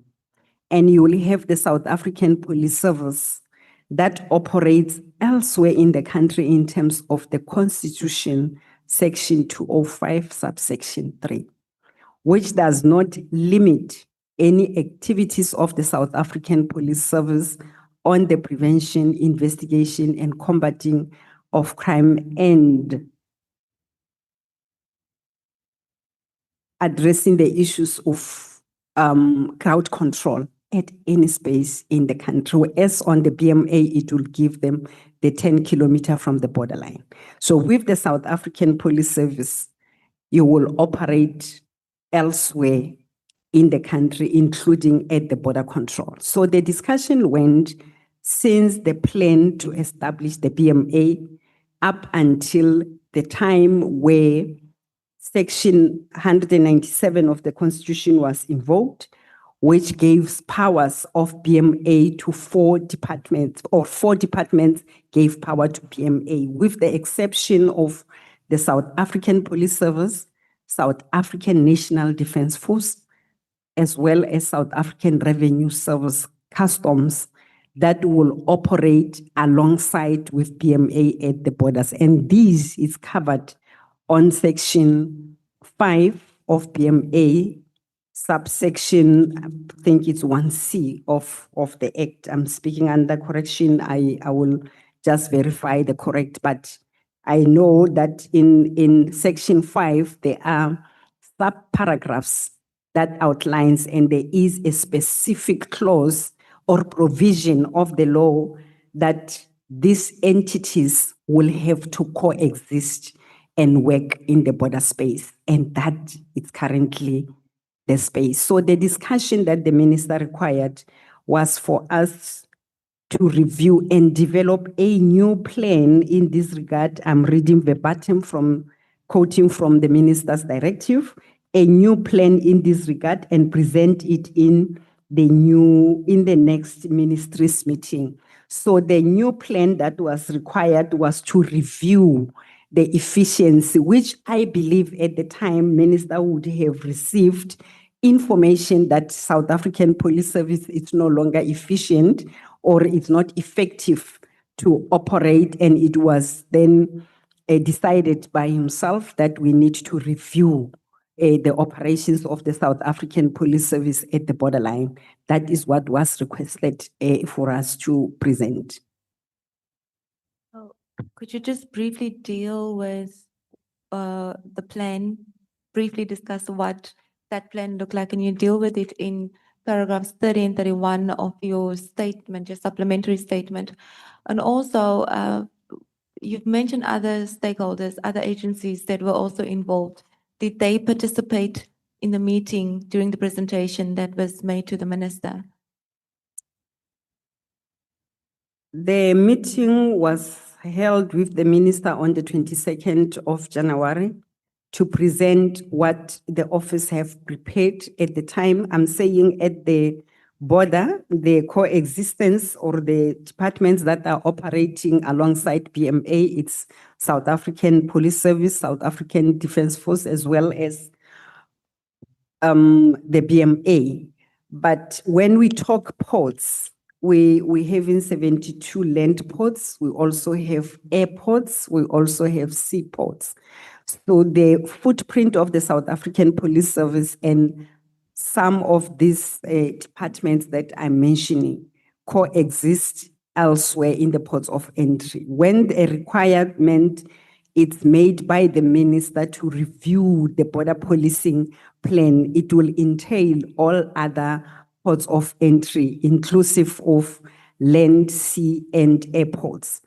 Therefore, in that particular meeting, ourselves, South African Police Service, particularly the Division Visible Policing and Operations component, there are multiple components within Division Visible Policing and Operations, of which border management is one of the 5 components under Division Visible Policing and Operations. We prepared that presentation that was done by the component head and the leadership of DNC Policing. We also had in that meeting, which is the capacity or the entity that was invited by the minister to be in the meeting, it is AXA. And there was also the commissioner of PMA and the team of PMA. They also had the presentation. So I take they have received the same directive I take. It's just that when we arrive there, we find ourselves sitting with all these other entities that are operating. For an example, AXA is operating at certain airports, not at the land and seaports. And BMA is operating at the ports of entry as it is established for that purpose. And South African Police Service, over and above the ports, it also operates. Even here where we are sitting, we do have members of the South African Police Service at the key points and elsewhere in the country. So in the main, what the plan that we presented covered as the issues that became the focal area was the rotation of members. We thought perhaps the efficiency and the effectiveness of members are affected by the fact that they have operated in the space for the longest time, which is the process that we undertook even prior to the appointment of the minister into the portfolio. And this was done to address the issues of corruption and collusion, of which we, from time to time, as the leadership, do get the reports of the wrongdoing that our members are doing. So we then suggested, as a focal point for this reviewed plan, to consider the rotation of members. We also look at the investment in tactical teams within the border so that they can rotate from time to time. We have implemented, particularly now in Easter, in Operation Paseka, Operation Festive Season, we do have this rotation teams that will operate at border policing. And the intention is to combat syndicate crimes within the borderlines and also to provide a rapid reaction capability. We also suggested or look at one focal area, which is to revive sea border maritime teams to combat criminal syndicates exploiting the shipping lane and the trafficking of illegal goods, organized poaching and marine resources. We also spoke about the enhanced provincial border policing by establishing operational monitoring and coordination, of course, to cap what I've already alluded to earlier of people making comfort zone and off-ramping at that particular space of operation. And lastly, to establish a national incident monitoring and crime analysis capabilities with the relevant operational coordination. So this way, the focal areas that we've presented to the minister, of course, other departments, AXA as well as BMA also came with their inputs into the meeting on how to enhance and improve on the operations at the border. Then generally indicating from paragraph 31 that there were subsequently various meetings on various platforms in relation to, I take it, the respective presentations that were made during the meeting. You also indicate that you sort of formulated your own opinion on what you perceived the intention behind the engagement was. Could you just briefly talk us through that? The way forward from that meeting was the direction to the NAT joints to go and develop a plan that will address the deficiencies and the challenges on the border management or border policing management space. The directive that prior to this meeting, the JCPS DGs have already given that to the NAT joint structure to deal with. As a chairperson of NAT joints, I was then expected to lead the team that will go and take this matter forward. The first meeting was between myself and BMA because we did not have that much issue with AXA. Otherwise, the NAT Joints Priority Committee include every stakeholder and every role player that is operating in that space.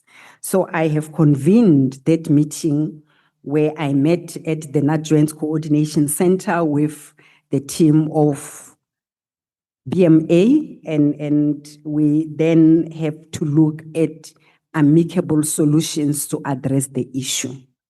And it was not one meeting. There were subsequent other meetings that were held, interministerial meeting of the JCPS ministers meeting, of which presentations were made. And in one of the meetings, after developing a plan, the team came up with 3 recommendations. On the 3 recommendations, after discussing with the principal structure before getting to the minister, which is the DGs, that presentation was withdrawn because it was not approved or endorsed by the DGs. We had to review and revise that particular presentation because it had in it an option that was not viable, that was ventilated before in several other meetings, even prior to the establishment of BMA, and it was found not a viable option of transferring functions. And in that meeting where we presented the other plan other than the one that was withdrawn, the minister then presented an option that was appearing on the presentation that was withdrawn, particularly in that meeting approving that particular option that was transferring the functions, which the legal services, state law advisors ventilated on it, and it could not be a viable option. 1, 2, that it's the matter that was not even in the purview of that particular structure to decide on whether the functions should be reviewed or be transferred. Therefore, in that process of this engagement, I then realized that the issue was not necessarily to have a revised plan of working otherwise or working in another methods of addressing the policing structure that is at the borderline. It was precisely to look at the issues of the functions. That is where I'm coming to say I then established with all these engagements that the bottom line of this engagement on the border policing was in relation to functions and transferring of functions, which could not happen. Hence, in 2022, when BMA was established, it could only coexist with these 4 other or 3 other departments, and BMA being the 4th. General, so when you speak of transferring of function, does it mean of what you say here in paragraph 31, which was, in paragraph 31, you said, through various meetings on various platforms, which subsequently took place after the presentation was made to the minister, it became clear to me that the intention was to have the border police removed from the borders and ports of entry and to have BMA solely responsible for border security. This includes transferring of functions and resources of the police to the BMA. So that transferring the functions that you're talking about is having the police completely removed from border security and only have BMA. That's correct. This is my observation with discussions that went through this particular matter beyond the meeting of the 22nd of January. As we engaged, as the directive were given to the adjoints to prepare the presentation, and I think at some point why I'm saying this was the ultimate perceived outcome of this engagement is where the presentation was made by the BMA that, but we have been requesting the transfer of functions of subs. And in that particular one, I was expecting the NADJOIN's presentation, but I was surprised that over and above prepared NADJOIN's presentation that would have developed collectively, there was this other presentation that was made that was solely talking about the transferring of functions. Just from a layman's perspective, what would the implications be if border policing is removed and there is this transfer of functions to BMA? What would the implications of that be? Legally, the transfer of functions, it's not possible. It couldn't be an issue. It requires other processes to be undertaken, which was above the structures that were dealing with that particular matter at the time.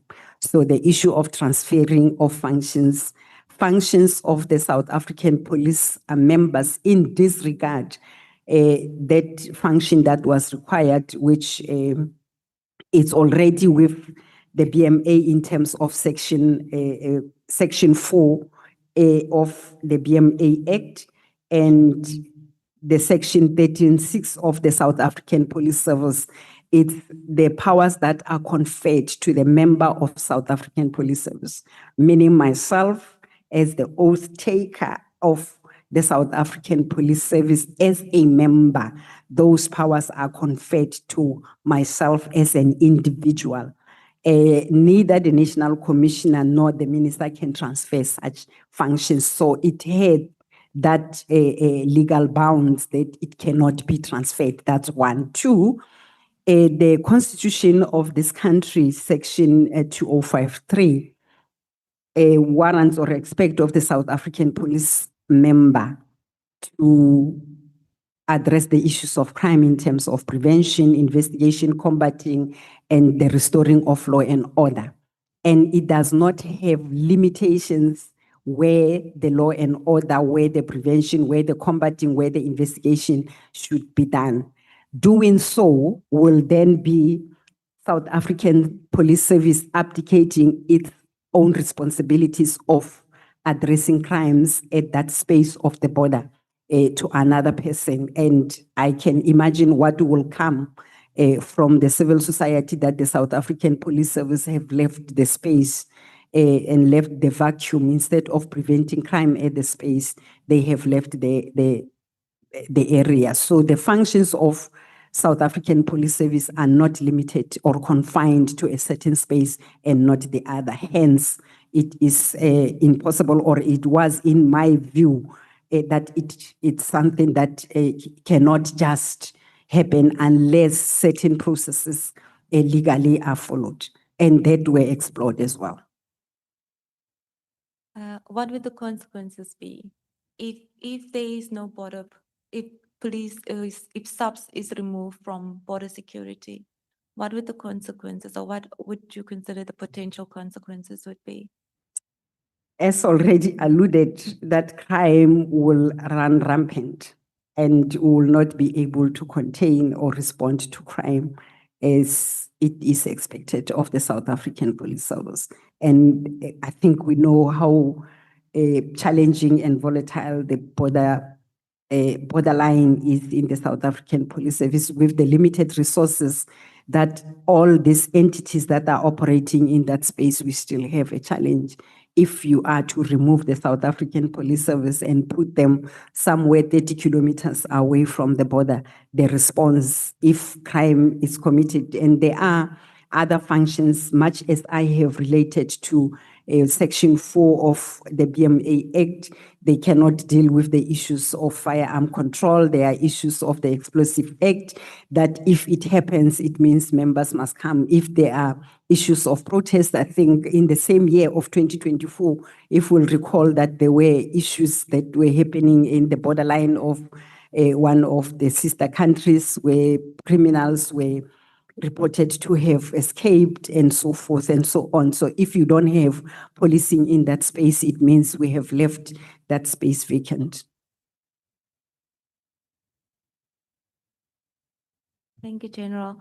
I think just lastly, you, and coming to the end of your statements, you deal with allegations that were made about IPID charges, and you say you deal with this in paragraph 38 to I think it's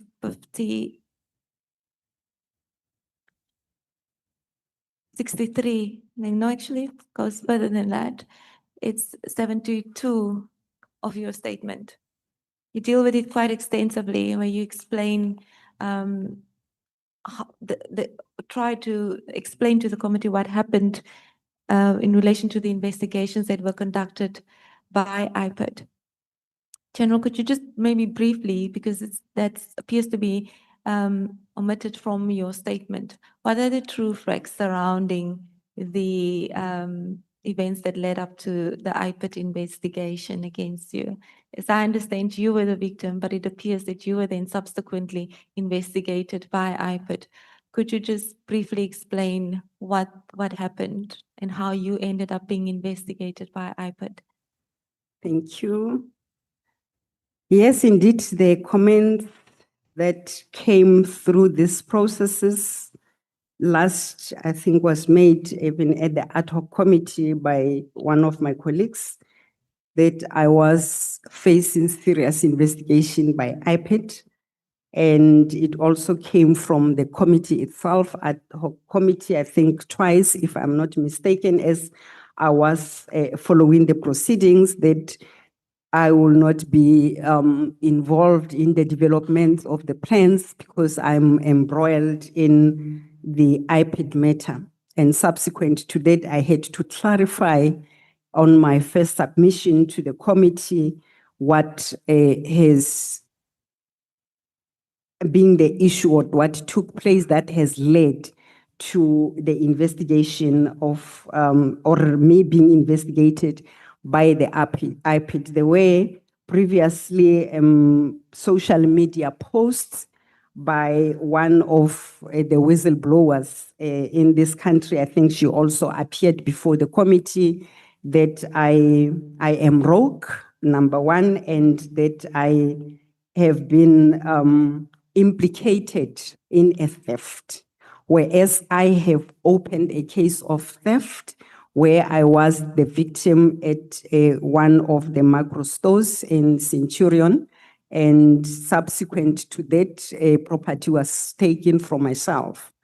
The case was investigated by the provincial investigative unit, the organized crime team, because upon realizing the theft that happened, I approached the staff at that area, the security staff at my macro, and in some of the engagements, I was told that, in fact, I wanted to check what could have happened in that process, and the security officer advised that I should go open the case and the case will be full. I was going for the case, but I wanted, because I had this property and the cell phone that was taken immediately, so I proceeded to Littleton Police Station to open a case. Upon opening the case, I established that there is a syndicate that is operating in that space. Hence, I gave a call to the provincial investigation team that maybe it will require a broader focus so that not another woman that will go in that space, because I was told in that a shop itself, there were more than one victims that were affected, and all of them being women. So for me, with my policing intuition, I said, not another woman after this. And after all, I expected to prevent crime in this country. So let me make sure that another woman do not come here and become a victim, and other stores that were mentioned by the security official, including the threats that when they approached this syndicate, they were faced with. So after that, opening that case, then the stories that went into the social media was that I did not, or the stuff were not stolen from me because I was involved with this particular syndicate. So that is how it went on the social media. So subsequent to that, the requests were sent to every investigative body in this country. All the media houses received such, and I recall very well, I was attending the SONA. In that particular day, I was to do the presentation to the presiding officers here in Parliament. I were to travel from Pretoria when my face was on the billboards that I am rogue. And I proceeded with my duty, but iPad was also sent that particular a clip to investigate. And subsequently, only last year, August, on the 8th of August, 2025, I received a call from IPID that I'm under investigation. And I think it was after a year that the matter was, or at least 8 months or 9, that the matter was on the social media space. So IPID officials came, we set up an appointment, they came to see me in my office, where they presented to me that they are investigating me for perjury. So it was a surprise that when it went out to social media, it was that I'm rogue. And here it's IPID sitting in front of me that they are investigating a case of perjury. And it made it jaw drop that a perjury, what could have happened, because I'm still waiting for my day in court. And the officials presented to me 3 statements without pointing out where these contradictions, where I could have perjured myself, and the indication when such was presented to me was that here are the statements that you have deposed in your docket.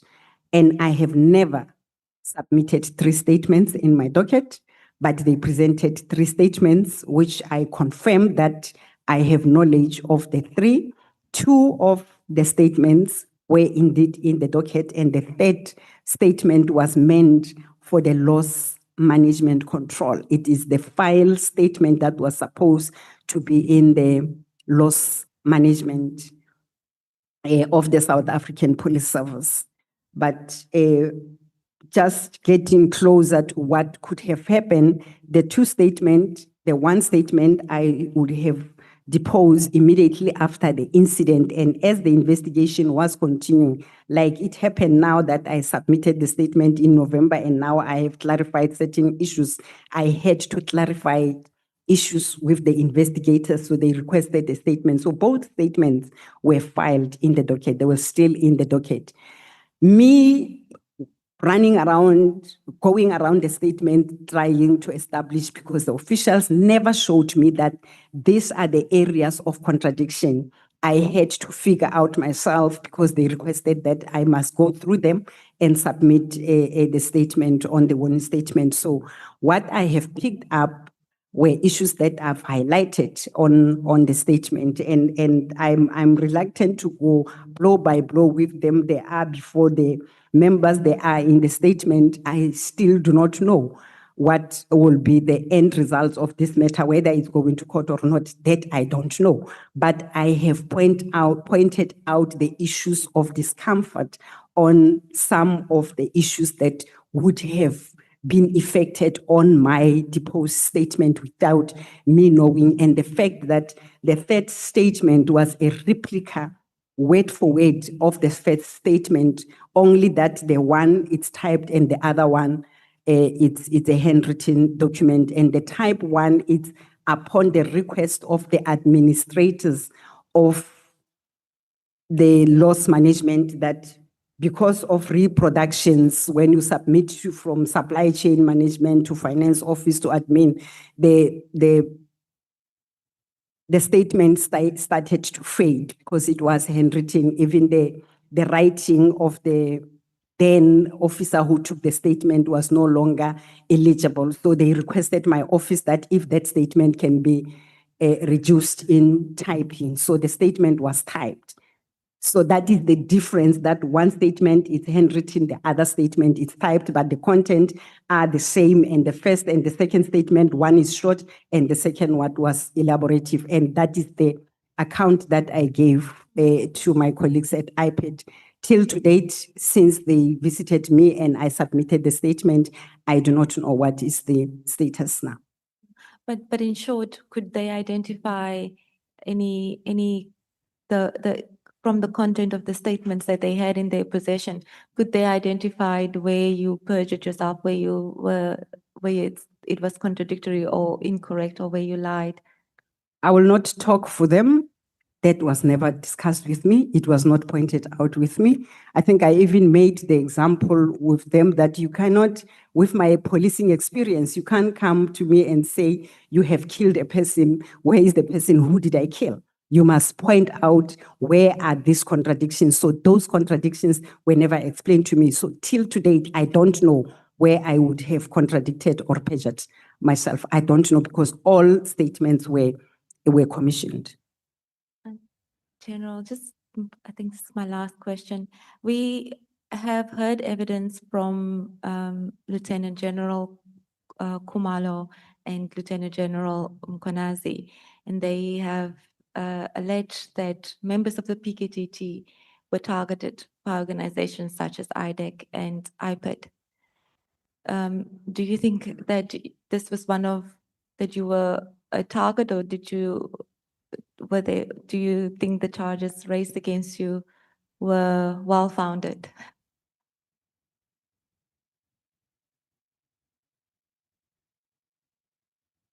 I'm tempted to reserve my comment, but I will say I would not know. However, with the social media posts that I became aware of and that were sent to me directly by the social media activist, Ms. Mashale, the last post that he sent to me or that I came across, which will not be far from that insinuation that you are coming up with, is that I want you to quote it verbatim from the social media post that I think I do have copies somewhere. I will trace them now. That I was encouraged to go after Lieutenant General Mosikili. Later on, I was requested to withdraw as if I am a child. So I'm just quoting what is there, but I think if I get hold of the article, I'll be able to articulate what was said in that article. It's what I can remember. And later on the same article, the reference is made that should I be taken to court, I will expose the general who encouraged me to do this. Hence, I'm saying what you are saying is not far from what is happening. However, I decided to deal with the matter on my own, not even thinking that it is correct, that it is a page from other quarters, because we know it happens. And the fact that after it was mentioned here and Ms. Mashale came, I listened to Ms. Mashale as far as I could with my schedule. When I get time, I'll go back and check what was said. I didn't hear her mentioning, but it came at the commission that I was exonerated on the charges against me, and I'm treated with kids stuff, which it's not what other colleagues are experiencing. So yes, I will say the mentioning and the persistent mentioning without facts, for me, it says, and I don't know if there is any a position that I should fight for, but yeah, that is how it came about, and it is what it is. General, do you have any closing remarks? We've gone through your entire statement and your supplementary statement. Do you have any closing remarks that you wish to make?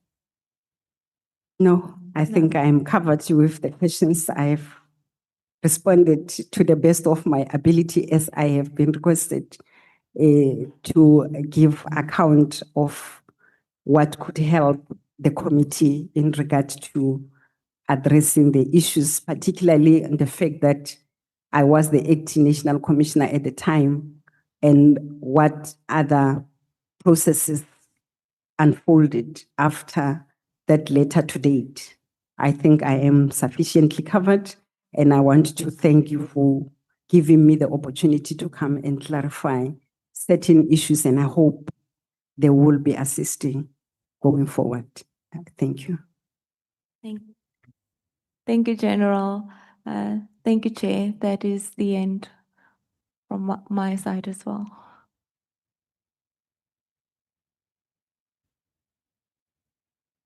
Good. Thank you so much,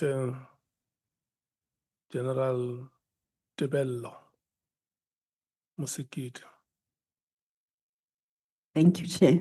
You remind me of my father. Only him used to call me by that name. Yeah. Others are English people. They either call me TC or Pinky. Thank Yeah. you, Chair. Chief Whip is not Tebello, it's Tebello. Yeah, Tebello. I know there are some people, when they say Mello, they say Melo. When they must say Tebello, they say Tebello. Thank you so much. Thank you so much, Advocate White. It's now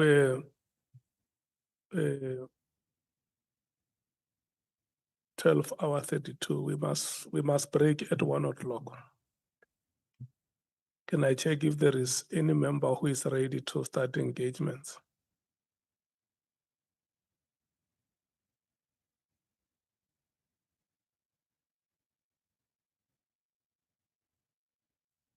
Okay, let's do this. Let's take a 10 minutes break, and then we will come back and break at 12:15.